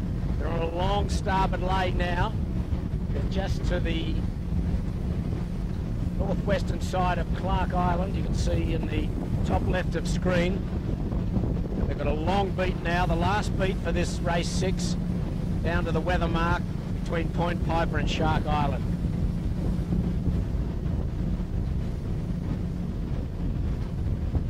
Smeg, top of screen. And there's Maersk in third. Yeah, 3rd spot. Yeah, I think Maersk has to come back to this side. I don't think he's going to live down there. No, they've been headed and they're in lighter pressure, Andrew. Oh, he's about to go to. He's just put into a line of wind, so he's happy to tack now. Yeah. Yeah, he wasn't going to live with that for too long. No. Okay. Here he goes. He's got good pressure now. See net, and what have we got on screen? He's not that far out of it, Maersk, let me tell you that. Smeg has extended, well, not extended, he's jumped the lead. And yeah, Smeg's back in the lead, yes. not by much, but he's gone the right way precisely, I'd say, this beat. C-Tech just got headed. C-Tech's going to attack on Maersk. So what will Lee do now? Lee Napton do? Will he cover? Will he tack? Or will he keep going? I think he can keep He's going. in good pressure, isn't he? He's in good pressure. 2 tacks is quite expensive just for a little bit of coverage, you know. And it looks like good, better pressure coming out of Rose Bay this time. And now Smeg getting headed. Came down another 15 degrees there as we quick to C-Tech. It's pretty spotty. There's good pressure ahead of Smeg. These other 2 boats are going back towards Clark Island. Big right-hander at Clark. Big right-hander, so I don't think you'll let them go Very too far. spotty No, there he goes, Smeg's tacking. Yeah, and that's good. they've hooked up that line of pressure. I think they're going to gain here. That will be a gain to the Smeg. Yeah, yep. I believe so. And the Maersk come back on starboard, so he's sort of had a look and gone, well, I wish I could just get the bow down out of the tack. Anyway, So C-Tech has continued out to the right, now tacking. The Smeg now roaring along. Look at that. I think C-Tech's going to hook up to the pressure before Maersk, possibly. Yeah, a little. Maersk, It's only a low little pressure and low in height too. Well, ferry powering through. A lot of wind coming to the Maersk, so have a look at this, boys. It's Yeah. a right-hander. Yeah, and look at Smeg. He's Just bow about down. to hit it in 3, 2, 1. 30 degrees. And Smeg will tack, I think, Look at that. very shortly. He's got it. And Smeg's going to tack on C-Tech. Yeah. and lead them into the on starboard. Yeah, having a race for the green ferry. Copy. Okay, Smeg just leads C-Tech. Still close. Maersk not out of it by any means. And that's far enough right that they're nearly lying from here. Yes. Yeah. You know, Smeg looks like they're nearly driving on the jib was. Got a bit of main sheet out, Yeah. roaring along. And about to get pretty funky in here again as they get closer to the land. Yeah, so Big lulls. Maersk has lost out there. Smeg just, it's a bit of a hole then, about to get new pressure again. Okay, he's back to normal upwind trim now. Definitely eyes out of the boat in this. Really good pressure coming to him. A flappy puff, Look please. at that one. Swing it down, boys. Yeah, big increase and right. Maersk up on their, C-Tech up on their hip. It's doing pretty nicely. So they're short of the lay now, Smeg. C-Tech just got the tail end of that gust. That's the race leader, Smeg. We're on. I'll tell you who's come up the beat pretty smartly. Honda behind us. How unusual. How unusual. Yep. C-Tech's just going to get a really strong gust here. They're getting a look at big righty main inside out. So that's how a big right-hander the differential Smeg. is. But Smeg and C-Tech both laying at the moment, but there's still a long way to go. We've got about 100 metres, 150 metres to the mark. We're just seeing C-Tech making minor adjustments then, a lot of main out. Smeg coming round their bow and laying at the moment, but you wouldn't say that they will lay because there's so many highs and lows, snakes and ladders in this breeze, but at the moment they're just hitting a little header. Smeg that C-Tech are going to get shortly. Smeg are just back into full pressure. Yeah, if C-Tech can lay and Smeg they'll doesn't. be in front. Yeah. Smeg now working hard. Don't worry, Smeg will lay, boys. But he's got to squeeze. So here's And they've jumped C-Tech away coming from- out, then look at this. They've jumped away from Maersk in third Yeah, spot. big So it's time. down between C-Tech and Smeg. You would think with the final run to the finish. Now the thing is here, at this position, I don't believe it'll be, maybe Smeg's got enough to jibe set if they elect to, which with those little righties you'd want to, wouldn't you, Andrew? Just watch it here. He's Yeah. going to squeeze him Squeeze away him. from the mark and then just did a nice bear away. rotation, yeah. Well above the mark. Beautiful. Yeah, well above the mark. Here he goes, Smeg. And easy. He's down. And jibe jibing. set. Yeah, jibe Yep. set. Nice job. And C-Tech C-Tech must do the same. Try and get on the inside. Don't hit them. Can't do it. And the Smeg's gone. Great set from If Smeg. they get Sheet the on, sheet boys. on. Yeah. Come on, Bucko, pull it on. There you go. I had my foot on it, Peter, and you bowled me over. Yeah, better set on Smeg. Yep. Messy on C-Tech's just getting C-Tech. the luff caught around the back of the jib. Yep. So Not Smeg here. is just going to boat length there, and it's all going to be very critical. Maersk will round third, then our old friends Honda in fourth. Wow, they don't go away, do they? He went the right way up the beat. Well, he did something right, and he's fast, so it all helps. Okay, meanwhile, the two leaders, both on port jibe. This is the final run of race 6. We're just watching Maersk around the mark, and right on his hammer, Honda Marine. Both these top New Zealand boats, first and second on the point score, and again, highly placed in this race. Maersk jibe sets as well. Honda Marine around next. Okay, Maersk around, not much pressure. Okay. This is interesting because Honda has come back, have made gains up that beat, and got rid of all the boats between him and Maersk, and now trails Maersk, and has elected to do a normal set. So it'll be split runs between those two. Remember, how many points are between them? Only one. Only 1 point. One without a discard, so Okay. a bit more with a discard. Right, so we'll leave those two and we'll go and catch up with the leaders again. So the breeze up and down as it has been all day from the east-southeast, and with the final run half done, Smeg leads from C-Tech. Smeg of Australia, the current Australian champion.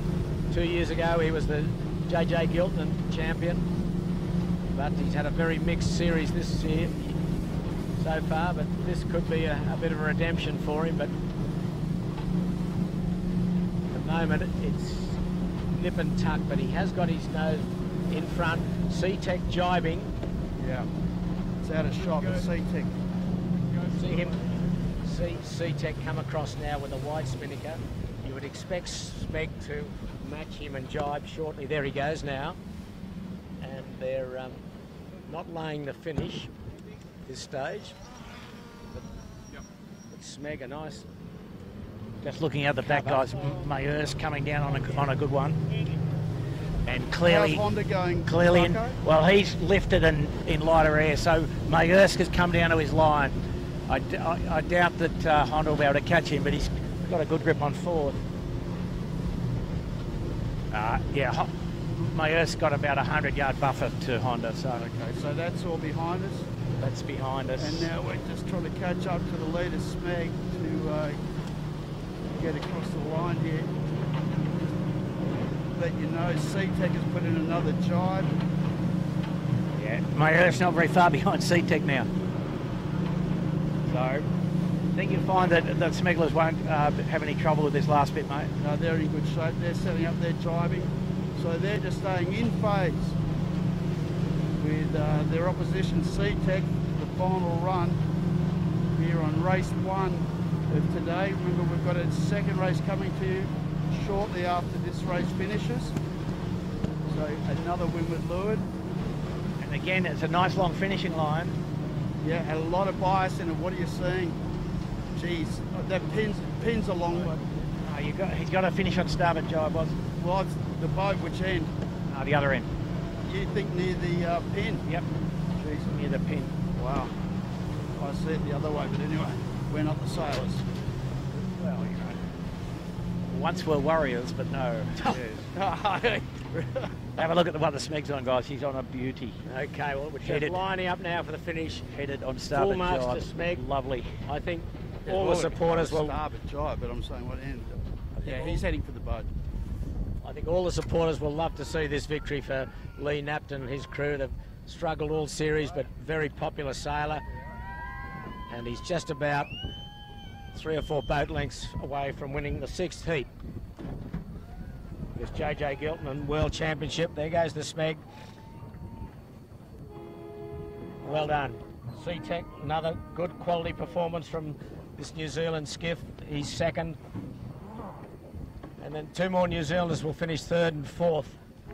It's a great race between Smeg and C-Tech. All day they swapped the lead many times, and C-Tech couldn't quite get there in the end, so about a 8-second victory to Smeg. Maersk will finish 3rd. Just going across now. So they will retain the lead on the point score. They are 3rd. I'm watching Honda Marine, who were well buried early and have extracted themselves out of the pack. Which they've done well, haven't they, Pete? Remember yesterday they were very, very deep and fought their way back into contention. So they'll be 4th and Rag.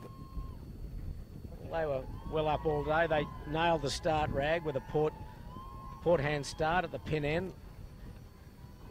So they will be 5th. There's Honda going across now in 4th spot. Honda Marine. Asco having a look at the other end. Rag will be 5th, Rag and Famish. Then a battle for 6th between Asco and Knight Frank. I think Knight Frank is a long finishing line. Was Asco laying in there? And Asco looks like they're laying the pin. Okay, so we'll just see who gets there first. It may well be Asco or Knight Frank.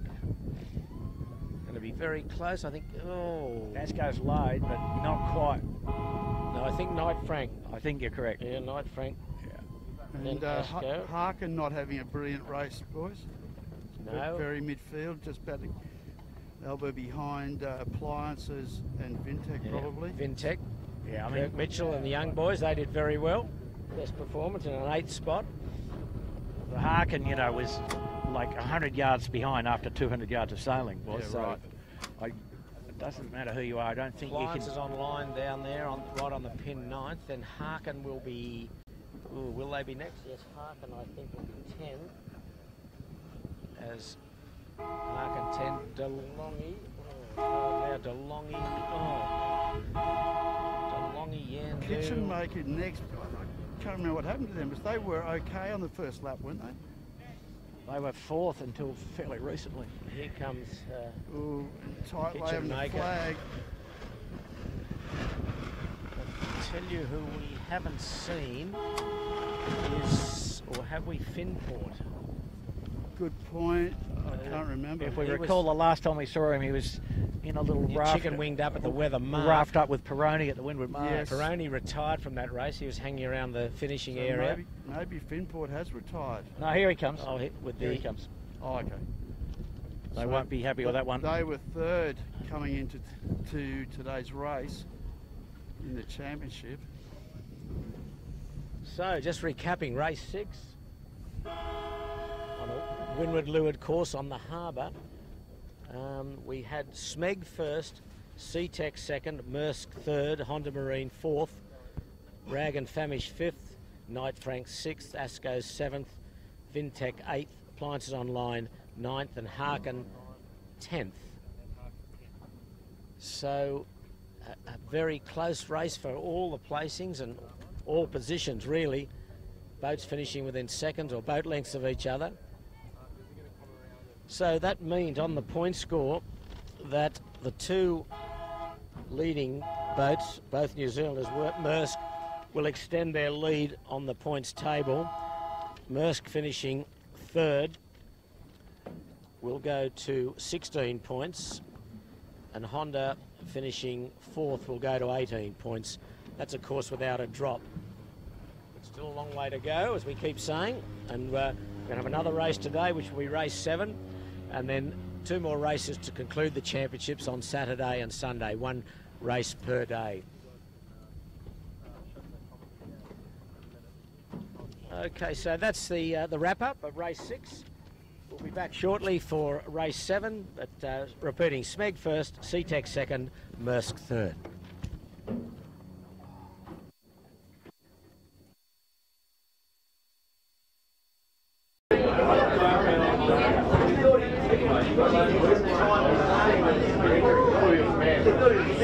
Wow, what an absolutely spectacular race that we just had for race 6, and Smeg took the win over Seatech, who was 2nd, and Maersk Line, who was 3rd. And we're here now with Tina Napton, wife of skipper of Smeg, Lee Napton. Tina, how are your nerves after that one? They're settling. Yeah, it's really tough to watch the racing. Yeah, I'd never bet on the boys. That's a bit of bad luck. But no, I'm glad they've come away with a win. So how will the team be feeling after the win? Will their confidence be reboosted? Because they did come into this as a favourite. Definitely. I think Lee's strategy for today was to do the opposite to everything yesterday. That seemed to have worked. Worked today. Fantastic. Now, what do you think will be going through their minds going into the next race after that? Just glad to get that one over and done with, and 1 in the bag, and yeah, we'll see what happens for the next one. Well, look, we do wish Smeg the best of luck in the next race, and hopefully you're okay. Maybe have a wine to settle the nerves. The bar is open and flowing here on the spectator boat, the Royale, and we're going to just have a chat now with the Kiwi team, and we'll get Terry. Hello. We'll get Terry. Now, Terry, you are father of Matt Stephen, who is the main sheet hand on Honda Marine. How are you feeling? Extremely tense. Just wish we wouldn't keep coming from behind all the time. I know, it's a little bit frustrating. I mean, I'm wearing the Honda Marine hat here, and I'm on edge as I watch these guys sail across the finish line. That was another good race, though, for the Kiwis, 2nd and 3rd. Yeah, absolutely fantastic. The whole team is going brilliantly. Yeah, but tribute to all the practice they're putting in. Absolutely. There has been a lot of training on Auckland Harbour leading into this regatta. The Kiwi team is a little bit on edge, but, you know, we've got another race now. The drop has now come into play. So, you know, You are the father of Matt. What advice have you given Matt for these kinds of high-stress regattas? I'm not allowed to give any advice. The coach has said we've got to stay away, so that's what we've done. Okay, so that is true. Now, you know, what sailing did Matt do growing up? Lots of stuff, normal opties, P's, starlings, lasers, all that sort of stuff, yeah. And then, and the youth scheme in Port Nick, which is really fantastic. That helped a lot, yeah. Awesome. So look, I mean, as we say, we do have the bar open here on the spectator boat. The spectator boat is going to be out again on Saturday and Sunday, and the Sunday is going to be packed. So if I were you, if you were going to get onto the ferry, make sure you book your tickets early because they will sell out, especially with such a nail-biting few races that we've got left in this regatta. So we'll just give you a little bit of a tour around here to show you what's going on. We've got Kiwi supporters here. We've got someone with a Smeg shirt on here. No doubt he'll be quite happy. But this is a fantastic viewing platform to watch the 18-foot skiffs from, and I highly recommend you get every opportunity you can and get out here to watch the racing. So we're not far away from getting underway for the next race of the day. Once again, it is a windward leeward course. There's a very good chance that they will do 3 laps again, the same as that race. And look, your commentator here today is supporting the Kiwi team, so I really hope that the Kiwis can pull another one out of the bag. All right, let's just see what's going on. Just have a look outside here at the moment. The guys are getting ready to get ready for another race. We've still got, I think we've got another boat coming down to the finish, it looks like. But what a spectacular view that this ferry gives spectators out here on Sydney Harbour.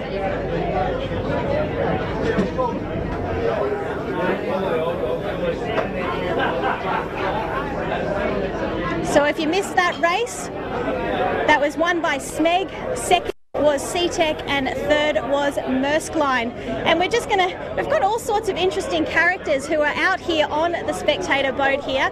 And I've got a gentleman here who's dressed up in his white overalls. You guys, did you talk about the dress attire out on the ferry for today? Yeah, I decided to go in mufti, and she decided to dress up. Now, you work for Harbour City Ferries, so tell us a little bit about Harbour City Ferries. They're a pretty good company. One of my best mates just over here. I think he's pointing to Jono, who refuses to go in front of the camera at the moment. Yeah, he's a work colleague. He's a pretty nice guy. And he's not the best sailor, so if he's sailing, just stay away from him. Fantastic. So what actually does bring you out watching the 18s today? Do you have any friends out here racing? Yeah, Appliances Online. My brother sells Appliances Online. A couple of mates on Rag and Famish. And who else? Quality Marine. Oh yeah, Courtney. From Quality Marine Clothing? Yeah. Fantastic. Oh, that's actually what he sells as well. That's what he sells as well. Look, the spectator boat is a fantastic place to come out and watch this racing. We're not sure sort of how far away we are from a start for the next race. This is race 7, but really important to note now that the drop has come into play. The drop has come into play, which means that the scoreboard will be wide open. We're not actually sure what it looks like yet, but we're like this for the Kiwis. Come on Maersk and come on Honda, but you know, SeaTech having a second there as well is fantastic. Just having a listen now to hear what is happening on the race course. So just bear with us for a moment.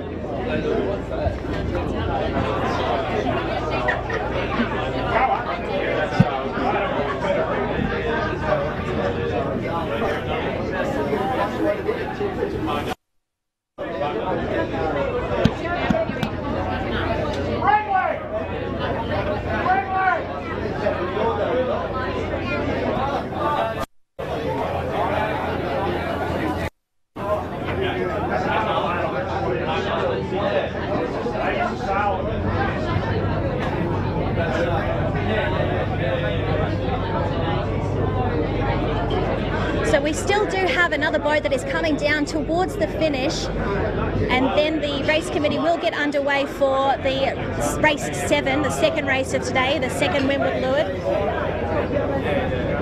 But until then, we're just going to wander around the ferry and we'll try and find someone to talk to.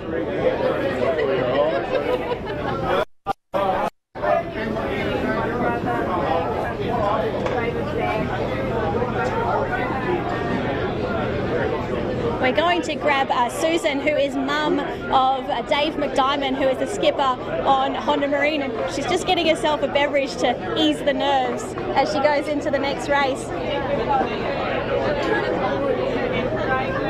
Susan, I need to talk to you. Are you ready? All right. So here we are with Susan, who is mum of Dave, and really quickly, because we're in sequence now. Are you nervous? Absolutely. All right, but it's cheering for Honda all the way? All the way, only Honda. Fantastic. All right, we are in sequence now for race 7, so we're going to cut back to the live footage of the racing and cheer for your favourite team. Yes, absolutely. Thank you.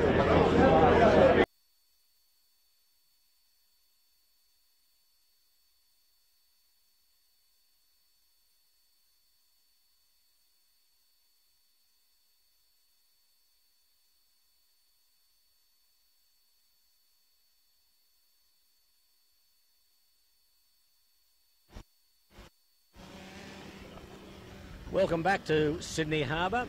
Still a sun-drenched Sydney Harbour for race 7 of the JJ Giltinan World 18-foot Skiff Championship. The second race of today, Thursday, on Sydney Harbour, and we just saw the conclusion of race 6. Smeg, a victory for the Australian champion, Lee Napton. He was first, SeaTech from New Zealand second, Maersk, New Zealand third, Honda Marine, New Zealand fourth, followed by Rag and Famish, Knight Franks, Asco, Fintech, Appliances Online and Harkin, the top 10. So Andrew and Warwick, similar race I guess to the first race today. What are you seeing, Andrew? Well, as we saw toward the end of the first race, the breeze sort of gone back to the weather model. Gradient good, quite good, sort of 8 to 14 knot southeasterly gradient. Still spotty because it's the nature of the course behind the big hillside. Current a feature. What we learned from the first race was, as we sort of suspected, it did pay to get to the right-hand side of the course as quickly as you could. And all the crews would have sort of learned that lesson. Just there's enough wind in the puffs now, we're going to see some people on the riding levers, and the consequences of having a collision or something as the wind goes up get exponentially greater. So for the guys who are near the lead of the title, I think they'll be extra cautious, and as ever, there could be accidents in the peloton. There you go. Okay, well, we're set at 115 degrees at 0.9 of a nautical mile, so the weather mark is up off in the vicinity between Point Piper and Shark Island, and the start down here in Athol Bay near the famous Taronga Park Zoo. So we're well under 4 minutes to go. Had a general recall in the first race today, so let's see if they can get off cleanly on this one. And it's the same. Don't think they've altered the starting line. No, and it's a pretty good line, Pete. It's long and it's got opportunities. So well, had an opportunity at the pin last time. Rag and Famish nailed it down there, crossed the fleet and got onto port. Subsequently finished fifth. So yeah. So you see Maersk again. I think he thinks it's a little bit of a safe haven down there, Pete.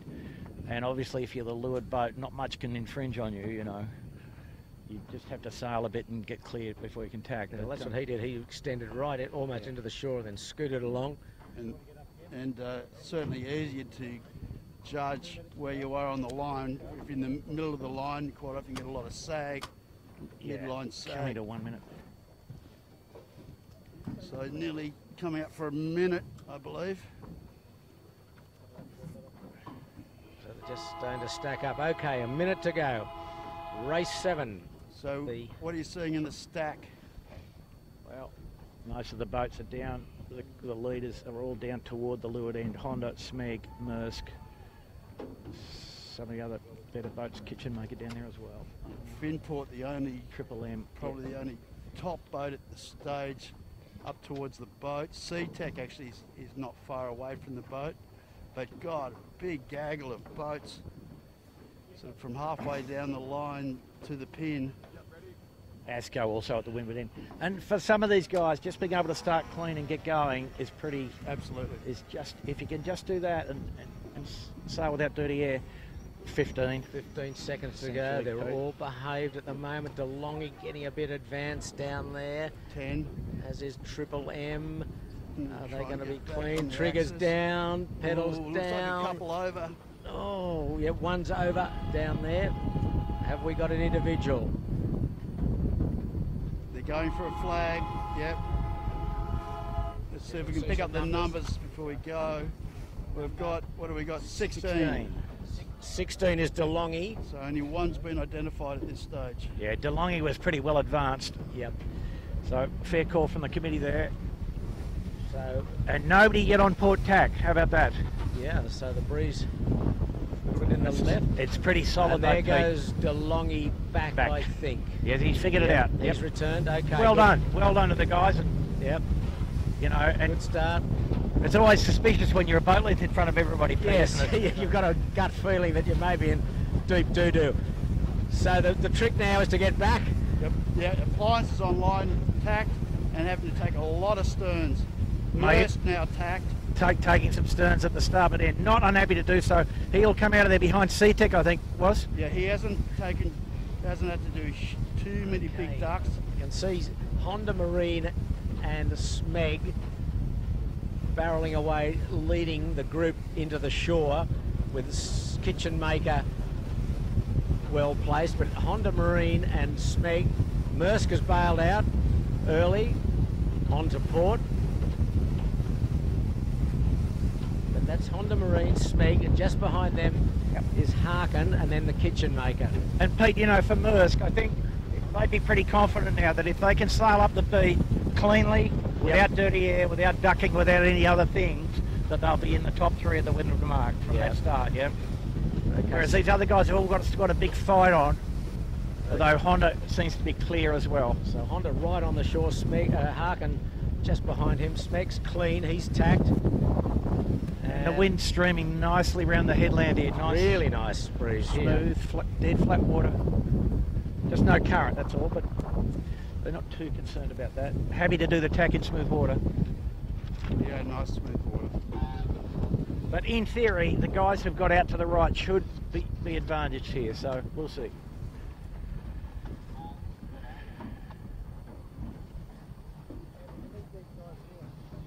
It's a great looking fleet, isn't it? Yeah. And no crashes, was there? No tangle ups or anything, so yeah, that was clean. That was pretty nice. So big fight. Big fight here. Honda, Smeg, Honda with the advantage, but then just below them, Kitchen Maker, Smeg, Knights Frank, Vintech, CTEC below them, punch forward. Harkin just above, out of shot just above Honda's line and about sort of five boat lengths back. Yeah, Honda got the bit by the horns here, haven't they? Yeah.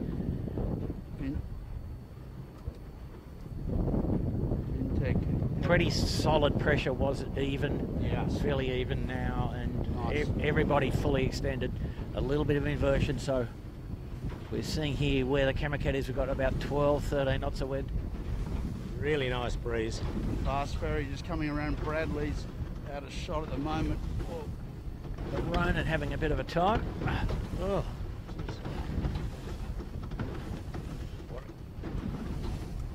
He's going to turn in, was.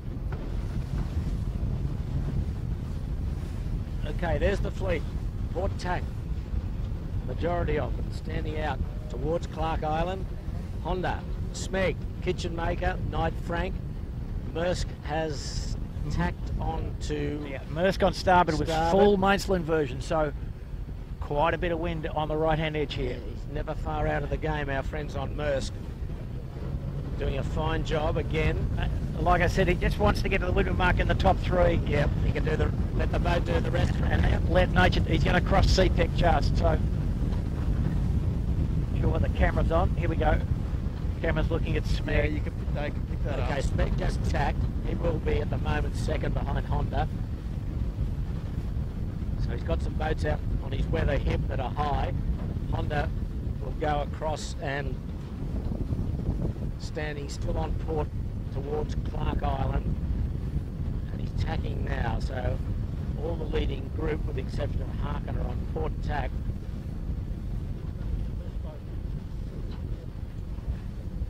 Just a bit of funny wind there for a while in the middle of the fleet. But have a look at the puff here. Was this breeze going to build now, I think? We might see a bit of survival territory towards the end of the race. It's a good breeze between the fleet and the weather mark. They're halfway up the first beat. 3 laps, 3 weather legs and 3 leeward legs. And just repeating, this first race today was won by Smeg from Sea-Tech and Maersk. But at the moment, Honda Marine, who was 4th this morning in the first race, would be close to the lead. Nobody threatening him at the moment, particularly. No, once he gets his nose in front, he's going to be a bit hard to toss, you'd think. Yeah, he does tend to get a bit lost sometimes in Sydney Harbour, though, Pete. He seems to be better coming from behind, in a sense. So there's Smeg and Honda Marine. That would be the 2 leaders, with Harkin not far away and Maersk starting to wriggle his way through. Well, Harkin's actually gone fast. Pete, there, looks like he's burnt off the Maersk to some degree. Here we are, we're on autopilot. The camera cat was tying up something in the bow. How about that? Plenty of wind here, all 3 strings, and they're about 150 metres dead downwind of the weather mark, so no one's laying. Smeg's just tacked. Keep it simple, rules apply, Pete. Yep, Smeg is tacked, not in great pressure, but he will cross Harkin and Maersk. Honda just tacking, and Smeg coming towards us. Yeah, the port tack ley line looks a bit less windy, so and they know that there is a header here against Point Piper. Some good puffs at the weather mark, near the weather mark, Andrew. Some big waves, big puff. If you get not much wind at the mark itself, though, Pete. No, but big puff where we are. You get one of these puffs, you could really open up or do some damage, especially downwind. There's Harkin. He's tacking now on the starboard ley line. Honda, Pete. Honda. Sorry, Honda. He looks a little bit short, if anything. Yeah, maybe. He's in some waves. He must be there clean. But Smeg's well above it here, up to weather. Kitchen Maker's going to get their 3rd. A fair bit of traffic here. Yeah. So going to be bumpy water at the mark. Kitchen Maker won't be far off 2nd if he can tack early, because Smeg's overlaid big time. Yeah, Lee be a bit unhappy about that one. Yeah, so Kitchen Maker will sneak around in 2nd spot, although he hasn't got much breeze. Smeg storming in from a... I suppose he went high, so enable him hopefully to jibe set cleanly, but maybe Kitchen Maker won't make that easy for him. Okay, Kitchen Maker's 2nd. It's his best result so far. Then Smeg jibe setting. Kitchen Maker just a bear away conventional set. Then 4th around is Maersk. Then Harkin, Asco, Knight Frank. Getting up again. Not much wind again at the weather mark. Maersk in a bit of bother here. Got the chute in the water. Oh, Maersk, yeah. Didn't need that. Here he goes. Smeg squirreling behind Vintech. Then Plants on line, just going around. The Honda has gone. Got out of there, got out of the pack, got out of the dirty air. Bolted. See you later. He's gone. Oh, Smeg comfortably 2nd. And I'd say the Maersk has given back a bit there, so that's not a very happy rounding for them. And I think they're on the wrong jibe as well. Deary me. Because the leader's bows are nearly at the bottom mark.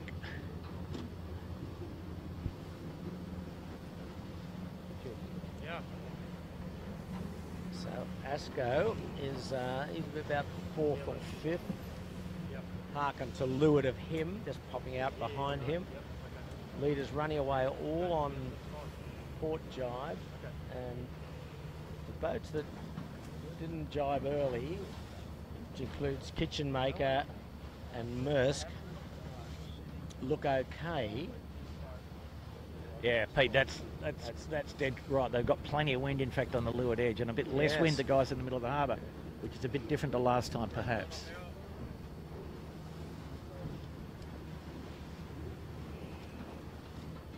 So, the Kitchen Maker and Maersk being the 2 boats furthest towards Bradley's. Knight Frank in the middle as well has done okay.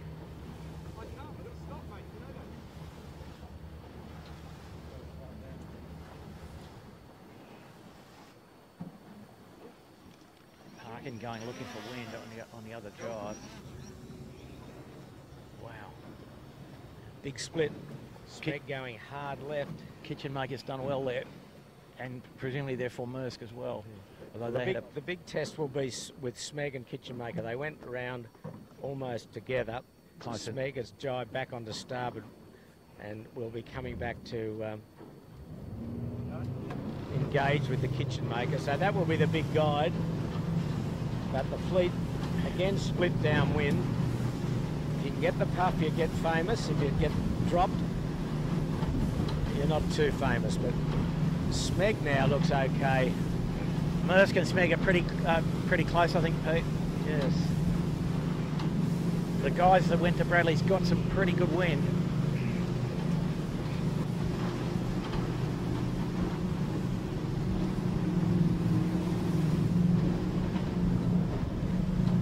So this is Smeg with the red spinnaker. The white spinnaker's Kitchen Maker. No, I think Smeg's made out okay, Andrew. Got a good enough header to come back on. Yes, he did. So those two boats went round the mark together and still reasonably close, but Smeg's put his nose in front just. Yep, he's across. Kitchen Maker will jibe, I think. Yes, he does. Yeah, Smeg's pretty close to the low line there by the look of it. So Kitchen Maker will be third, Maersk fourth, and Honda Marine will be the leader at the end of the first downwind leg of three. Smeg barreling in with full pressure here. Yep. So the Maersk boys should be able to look at that, understand where the ley line is. Yes. Come on. Yeah, there they go. They're jibing. So don't forget 2 leeward marks. You can make your choice of which one you go around. Smeg looks to be going to the right-hand mark, looking downwind, as is Honda. The Honda putting themselves under some pressure. Yep. Completed jibe. They didn't need to do that. But he's done it okay. I think Smeg's going to Smeg's going to go the other one, which is a preferred solution, Pete. Yes, the jibe. Good job from Honda, though. Fabulous. But the chute's still up the rig. No, not quite as good as I thought. Anyway, Spinnaker's still up. I've got a knot, brother. And Smeg has caught right up. Smeg leads straight away here. Yeah, and Honda untidy. The Spinnaker's still half up the mast. And going the preferred way, do you think? Yeah, Smeg? Yeah, the right-hand side I would favour, definitely. Andrew, we see that a lot, that the Spinnaker gets jammed halfway down. Is that because the halyard's not laid out, they haven't got time to do it, or is there something else that fouls? No, the short course is probably never almost an opportunity. Yeah, they're, especially if they're 3 strings. Well, they've all got retrieval systems and they've all got bungee. Yeah, well, so they should be taking up all the slack, but sometimes they get recleated with a bit of pressure on them. Sometimes, you know, it's not noticed, or, you know.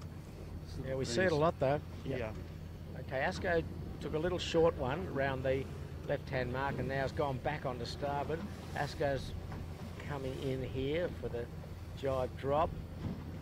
Okay, no, just again that's.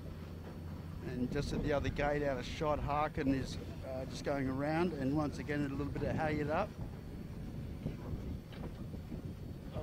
A bit messy. Harkin a bit messy, leaving, unfortunately. A lot of it's just you get pressured, and you know the short courses you end up leaving your drops a little bit too late sometimes. In the distance, the leader is now Smeg. I think Honda had to pull behind him. No, maybe. Yeah, boat length or 2 in it. Smeg is the leader going back in towards Bradley's head. So game on again here. Correct. And Maersk in pretty good shape. I think Maersk will cross the kitchen maker here. Maersk has gone where, Andrew? Just to the left. Oh, okay, he's up to the left.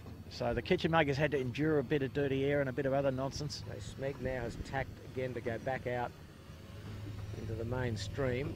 But with Maersk will duck him if he's close anyway. So the breeze building by the look of it up the track here. Okay, we've got C-Tech.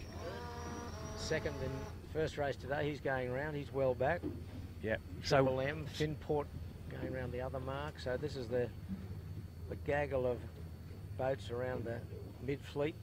So was, just so you're aware, Maersk did cross the kitchen maker there. Okay. Didn't have to duck, didn't do anything, just sailed clean across him. So, big bit of wind here. Oh, dearie me. Yandu going round. Oh, Noakes nearly in the tide. Yandu running that's square. hard. That makes it hard coming in that square for the boys. yeah, there's yelling at the other mark. Oh, he said something about the tack line. Woody providing mucking advice to his mucking forward hand, you know. Oh dear. Here comes DeLong. Where's Peroni for some? Oh, here comes Peroni. We should stay. We can stay on Peroni. Get out of the way? Get out of the way, was. Here he This comes is gonna barreling in. Look at this, Anything. look at this, This could be anything. Stick with him, boys. What are they going to do here? Jive. Whoa, way left and drop miles too late. Don't worry about the spinning up. Let's stick with it, boys. Oh, Pretty good effort, yeah, though. He did. Johnny Walton is a miracle. He got away with it. Grab the main sheet on the strings, and away we go. Yeah. What could possibly go wrong? Nothing. Nothing. All it's had a shot Del Zotto in the tide trying to avoid a cruising boat. Okay, But Sean look Manley going round. Oh, here's the Manly Ferry. The light got nice drop at the bottom for the Hungarians. Yep. Manly Not Ferry too coming tidy. into play. Yeah, so he Alright. will thread the needle between Harkin and Triple M. He's through.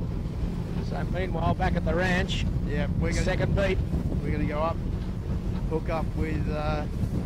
And the breeze, Andrew, up and Honda. down still, isn't it? Yeah. Just on average building though, Pete. Honda still leads pretty easily. Sorry, I think. Gone to the right. Maersk having a big shot out to the left. Wow. Okay, with AOL. Yep. Yeah, the big spec crossed Honda Marine, and now Honda's in front. Honda's Of that group anyway. back in front quite clearly. Another very bearing down on Smeg, which is not going to help him greatly. Plenty of traffic problems today, despite it being Midweek. midweek Thursday, as it were. So Maersk has gone right into Bradley's Head, as Andrew said. He's now tacked and coming out on port. He'll be still behind Honda Marine and Smeg, but not by far. No, he's closer to Smeg, which is pretty interesting. He's closing the gap. Very close. Plenty of wind coming from the left for it too. And ahead of a Smeg, which is closing the gap between them and Maersk as Maersk comes out on port tack from Bradley's Head. Big left-hander. Big left-hander. Very patchy on the water right here. But if they can hang into this puff, they're on a beauty, aren't they? Yeah, well, Look they're at about to hook up to one. I think the Maersk will get lifted a bit on this. Yep. Oh, they just missed it. No, they just missed it by one boat length. Yeah. Smeg in good pressure. It's tough. Anyway, they probably just go and cover off on Kitchen Maker, I'd say, was. But Honda really jumped out on Smeg. Yeah. Gee. Yeah, no, Smeg done something wrong there, which we didn't see. AOL out to just to our left a little bit. If they got headed in the shock, let's go and hook up and have a look at our Kiwi mates on Honda Marine. So the top group are Honda Marine, Smeg, Maersk, the Kitchen Maker, AOL and ASCO. This is the second of 3 beats to windward, and they're about 200 metres from the weather mark between Shark Island and Point Piper. Here's the race leader, Honda Marine.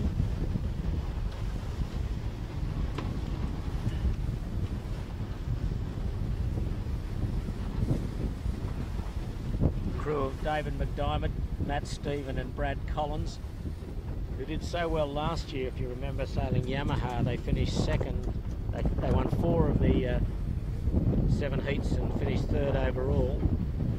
They came in highly fancied to this regatta, and they're certainly putting their mark along with Maersk on the boats to beat.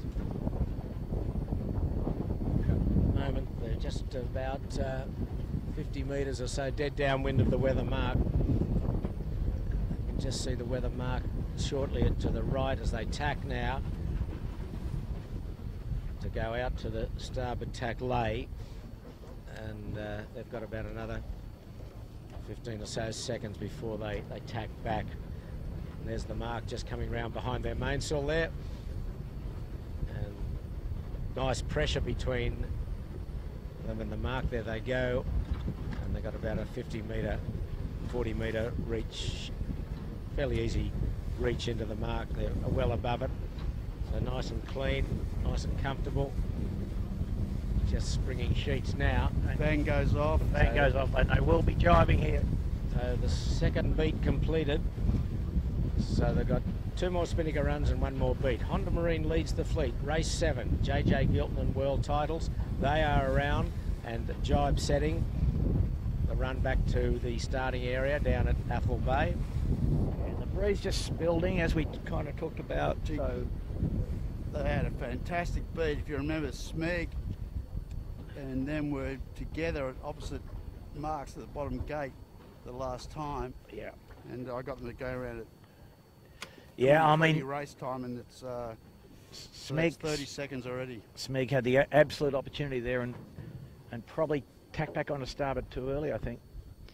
He'll just go round ahead of Maersk. Gee, these boys don't give up, these Maersk boys, do they? No. They're always there. Okay, Smeg, just got to look out for Asco.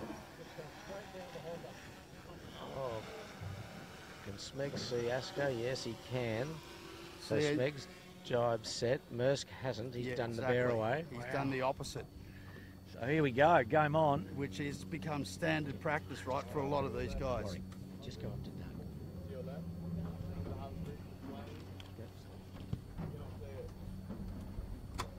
Who was over? Triple M didn't. Thank you. Okay, the kitchen maker goes around. Scotty Babbage and his young team. Asco next. James Doran. Appliances online. Brett Van Munster from Australia. Next is Knight Frank from New Zealand. Riley Dean and his team. Maersk going all the way on starboard, and then, wow, here he goes. He's setting up now. This will be interesting. Maersk gone hard right, looking downwind. Smeg gone hard left. And then next will be Harkin. Nice Frank, about to eat it here, guys. Jibe set, got chicken winged up. Ran out of steerage way, Pete. Harkin around now.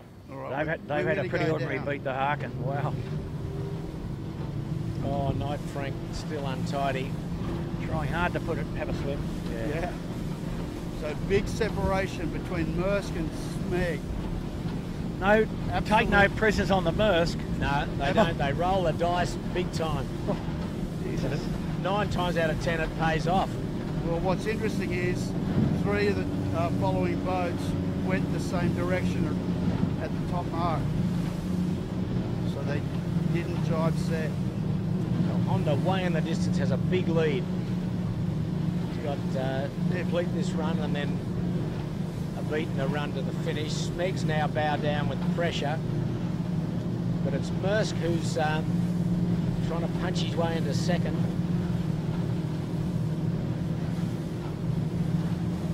Just a nice Spinnaker run down the harbour. At the moment, I think they're looking pretty good, but we're on Honda, but Maersk is looking pretty good, but more lifted than Smeg. Well, that'll all come together, was. Yep. You know, Maersk looks like they're about to get to a bit of a header now. Okay, that's Maersk we're on. You'll see Honda shortly coming into shot left of screen. Smeg. There's Honda there. That's Honda. Smeg. That's Honda. That was Honda. There you go. So we're now on Maersk and Smeg. Yeah. Okay, there's Smeg and Maersk battling it out for second. Honda, meanwhile, has bolted. Honda Marine, I think we can put the glasses down on that one. Maersk is well ahead of Smeg. Yeah, exactly. So what he did was good. I just think he should have learned by now not to leave the right side up the beat unprotected, at least to some degree. But we'll see. Okay, Honda going for their drop a lot earlier this time. Yeah. No. So they got a huge lead. Maersk on a lay here was, I think. Can come to the starboard hand mark and and jaw drop, which would be the recommended thing. Wow, that's a big gain, isn't it? Yeah, I don't think the viewers are seeing it, Andrew. Unfortunately. Okay, now we're on Maersk. Wow, that's a huge gain to Maersk. He laid down one. Smeg had to go out there and jibe. Well, he's just got Maersk has sailed down to the strongest wind, and he's going to do a windward drop. I'll look, but yeah, and that's okay. I think he had a choice there almost, but well, it's favoured. The right-hand gate looking upwind is favoured at the moment. So Smeg barrelling in, he will just. Yeah, and the Maersk this time very conservative on the drop, so he's tidy, and he's around. And Smeg will go to which mark? I think he'll go to the. Yeah, that was really well timed. And the Maersk into a good header. Look at that, into pressure from the right side. Okay, so now they split again, guys. So really the race is for second. I think you could say Honda's bolted unless something terribly unforeseen happens. Yeah, Honda Marine will be probably declared the winner of this race 7. Kitchen Maker around 4th. And Asco, who's been pretty consistent all series, he will be 5th. Appliances Online 6th. Honda gone back onto port, fit further up the track, guys, so just covering off on Maersk, I think. Okay. And, or perhaps into a solid header, I don't know. Okay. But, I mean, Pete, we'd expect the breeze will keep turning right as the sun starts to fade a bit here. Yes. A bit after 4 o'clock Sydney time. Okay, so there's the red spinnaker of Asco going to one mark, and Appliances Online going to the other gate, which they're entitled to do. You make your choice. They're around together, basically. Different marks, and meanwhile Knight Frank barreling in. So we're on Honda Marine, and now we're on Appliances Online with Knight Frank just dropping their spinnaker, the wide spinnaker, and that is Honda Marine, the race leader. He's a clear lead over Maersk and Smeg. And as Andrew says, the peloton barrels down off Bradley's head. There's a whole gaggle of boats. A very untidy place, the peloton, Pete. Yes, don't want to be there, unfortunately. Dearie me. Oh, Harkin just gone way past the mark. They got a problem. So let me tell you, boys and girls, the series leader has gone to the extreme right-hand corner of the track on the beat, and he's just tacked onto starboard. He doesn't mind getting on corners, does he? Upwind and downwind. You know, he doesn't follow the textbook as such. That's the nature of the course, though, Pete, isn't it? Yes. You know, he's probably guilty of going a little bit too much up the middle on the beat, and he's sort of this beat. He's made the resolution, obviously, not to muck around with it. If you've got good speed, you can throw it out there a bit, can't you? Well, you know, it's the old story, Pete. Nothing makes a tactician look better than a fast boat. That's right.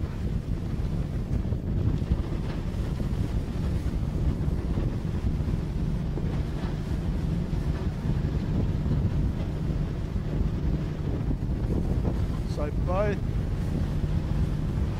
Honda and Maersk went out to the right. Maersk probably in about the centre of the course. Honda hard right and Smeg hard left. So we've got 3 different as Maersk tacks back. Smeg's really got no other option at the moment than to split these guys.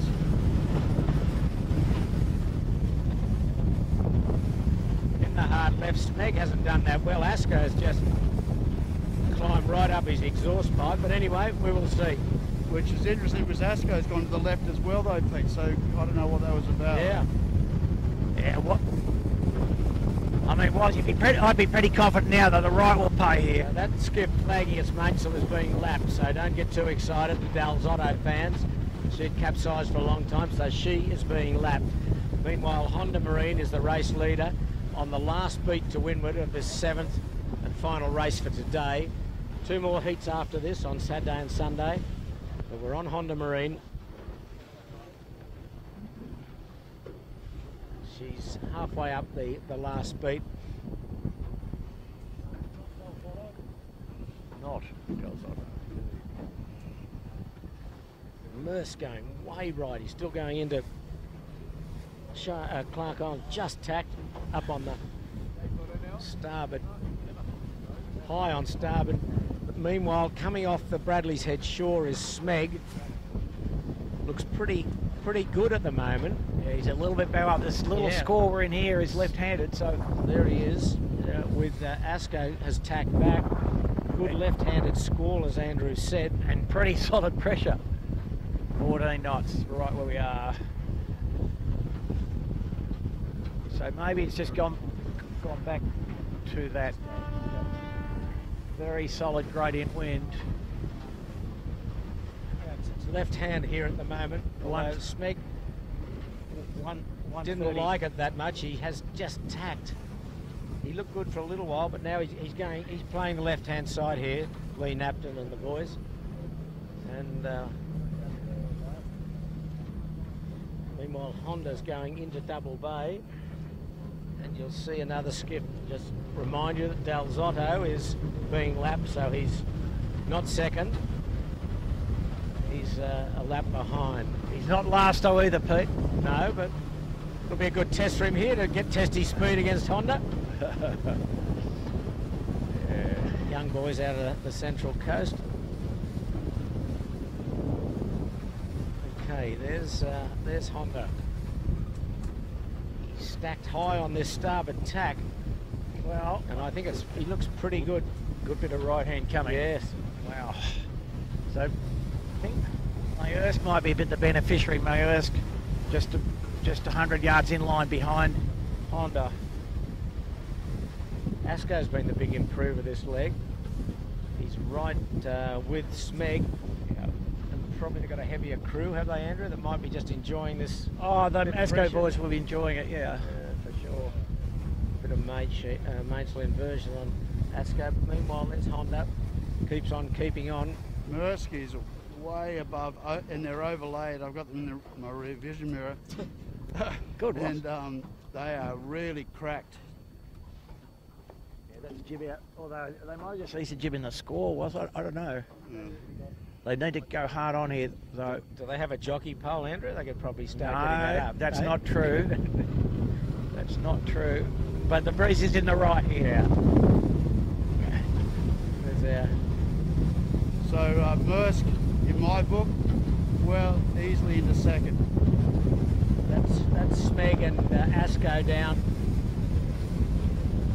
On camera. They went on left. Camera. On They camera. protected the left the whole time. They've got to look for something to get back on. There's Smeg just tacked. There's Maersk now rocketing in.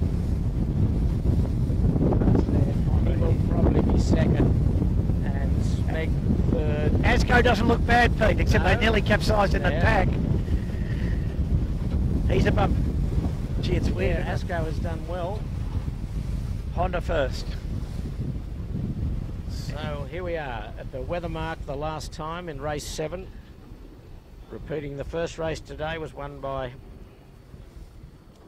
Smeg.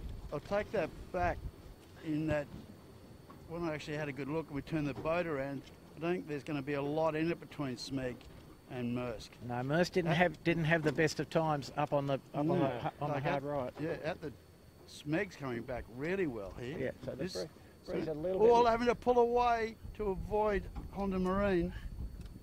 Gee, that's not. These two are going to be neck and neck. Nightmare stuff, isn't it? Maersk coming in super hot, overlaid. I think Smeg has got room to tack. Yeah.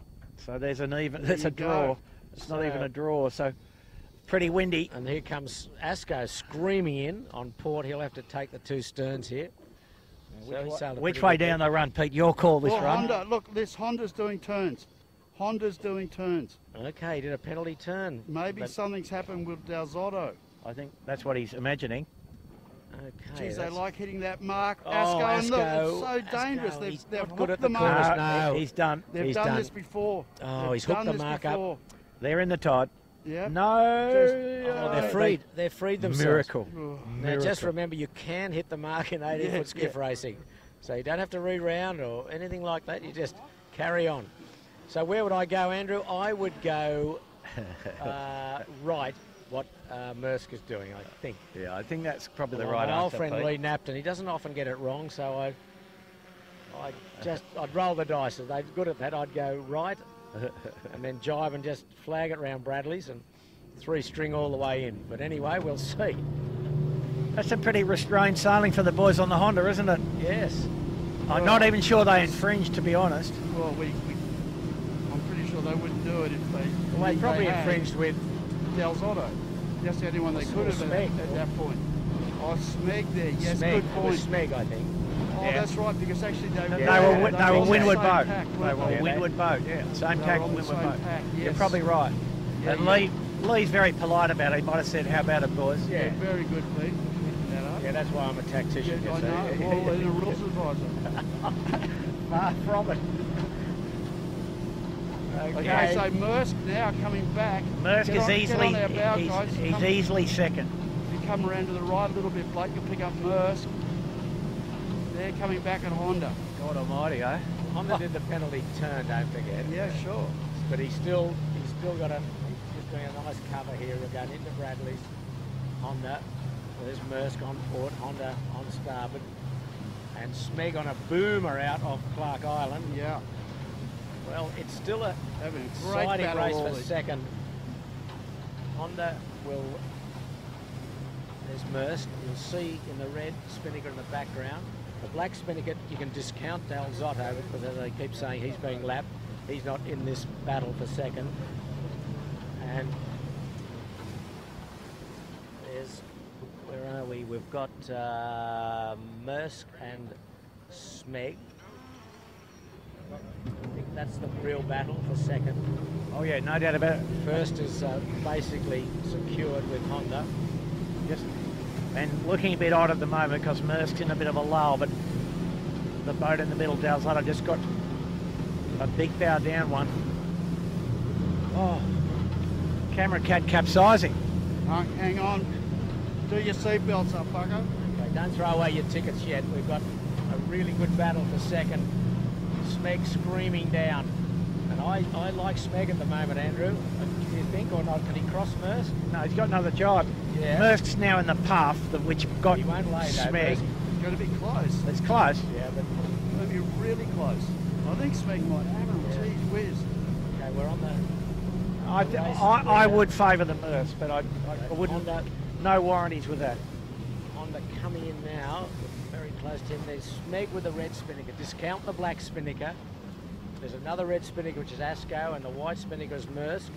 And here in the foreground is the race leader, Honda, laying down to the finish now. Both boats have got to do a little okay, drive. here goes Smeg. He's jiving. Maersk is headed in a beautiful puff. Yeah, he goes Smeg coming across on starboard. It's very tight.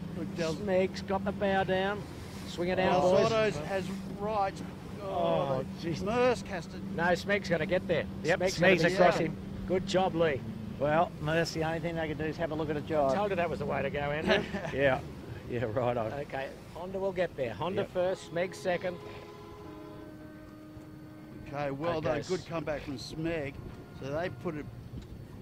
That puts the boat between Honda and Maersk. What a titanic battle these two are having in the points. So that means they're tied up, boys. And Asco's thundering in fourth. And Maersk is 1 point ahead with a drop. Wow. Okay, Maersk third, Asco fourth. And that's a pretty decent effort from Asco. Yeah. Yeah, sure. That's They were lucky to get away with that at the top mark there. That was a near disaster. Yeah, they're just hot and cold though, the Asco boys. Kitchen Maker will be next. So another exciting day of racing. Kitchen Maker and then a long gap to Appliances Online and Knight Frank. Kitchen Maker fifth. He's across. Good breeze now, Andrew. Sky Yeah, grey. grey. Water on the camera cat, not good. Okay. Kitchen Maker fifth. He's across there. Knight Frank, another good New Zealander, will be sixth. Appliances at the other end, a chance, Pete. Yes, but I'm going for Knight, I think. Such a long line. It's Yeah. no, you're right. And the I'd pin's like Knight. tucked a long way down. Appliances on on the money. Yeah.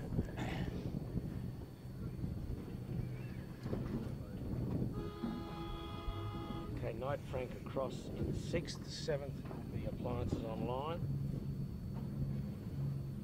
And the Harkin. Harkin thundering in with the white spinnaker. And then the peloton. Yeah. Any sign of Finport? No, I can't see them on the racetrack, Pete. So he has not. No, no, that's Finport. Oh, there they are. Finport's Sorry. here, guys. Come on. Keep coming in with thinking they disappeared, but they're there. The black. It's the black disguise that hides them. Yeah. Finport going to finish in front of Triple M. So yeah, Harkin screaming towards us. Okay. So they across in 8th. Finport will be 9th. To round out the top 10 is Triple M, but we believe provisionally they may be an OCS as they didn't return after recall. But as I say, provisional.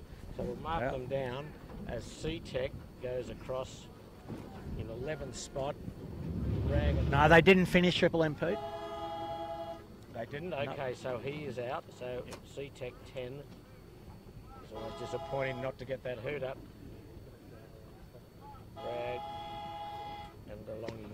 Okay, well look, 2 exciting races. Races 6 and 7 of the JJ Giltinan World 18-foot Skiff Championships. Race 7 just concluded. Great win to Honda, Smeg 2nd, Maersk 3rd, Asco 4th, Kitchen Maker 5th, Knight Frank 6th, AOL 7th and Harkin 8th. The earlier race today, race 6, Maersk, race 6 was Smeg was 1st, C-Tech 2nd, Maersk 3rd, Honda 4th, Rag 5th. So provisionally on points, just after 7 races, we have Maersk on 19 points and Honda Marine also was on 19. It's a very rough calculation by myself, but I think they're very close or thereabouts, and that is without a drop, and probably, well, it's hard to know, Finport or maybe even Smeg or Knight Frank in 3rd, but we'll bring that to obviously on Saturday when a drop will come into play. But a very good day again out on the harbour, and we've just seen the conclusion of race 7. So we've got 2 more races to go in this 9-race series, Saturday and Sunday. The weather looks fairly lightish for Saturday, but it could be a rather briskish northeaster for the final race on Sunday. So I think, boys, we'll probably wrap it up now. And thank you to our guys, the technical guys. Each day they do a fantastic job getting the drone up and down and keeping the pictures coming to you. So as the sky clouds over, I think we'll say goodbye from Sydney Harbour on behalf of Warwick Rooklyn and Andrew Buckland. Peter Shipway saying farewell, and we'll see you again on Saturday.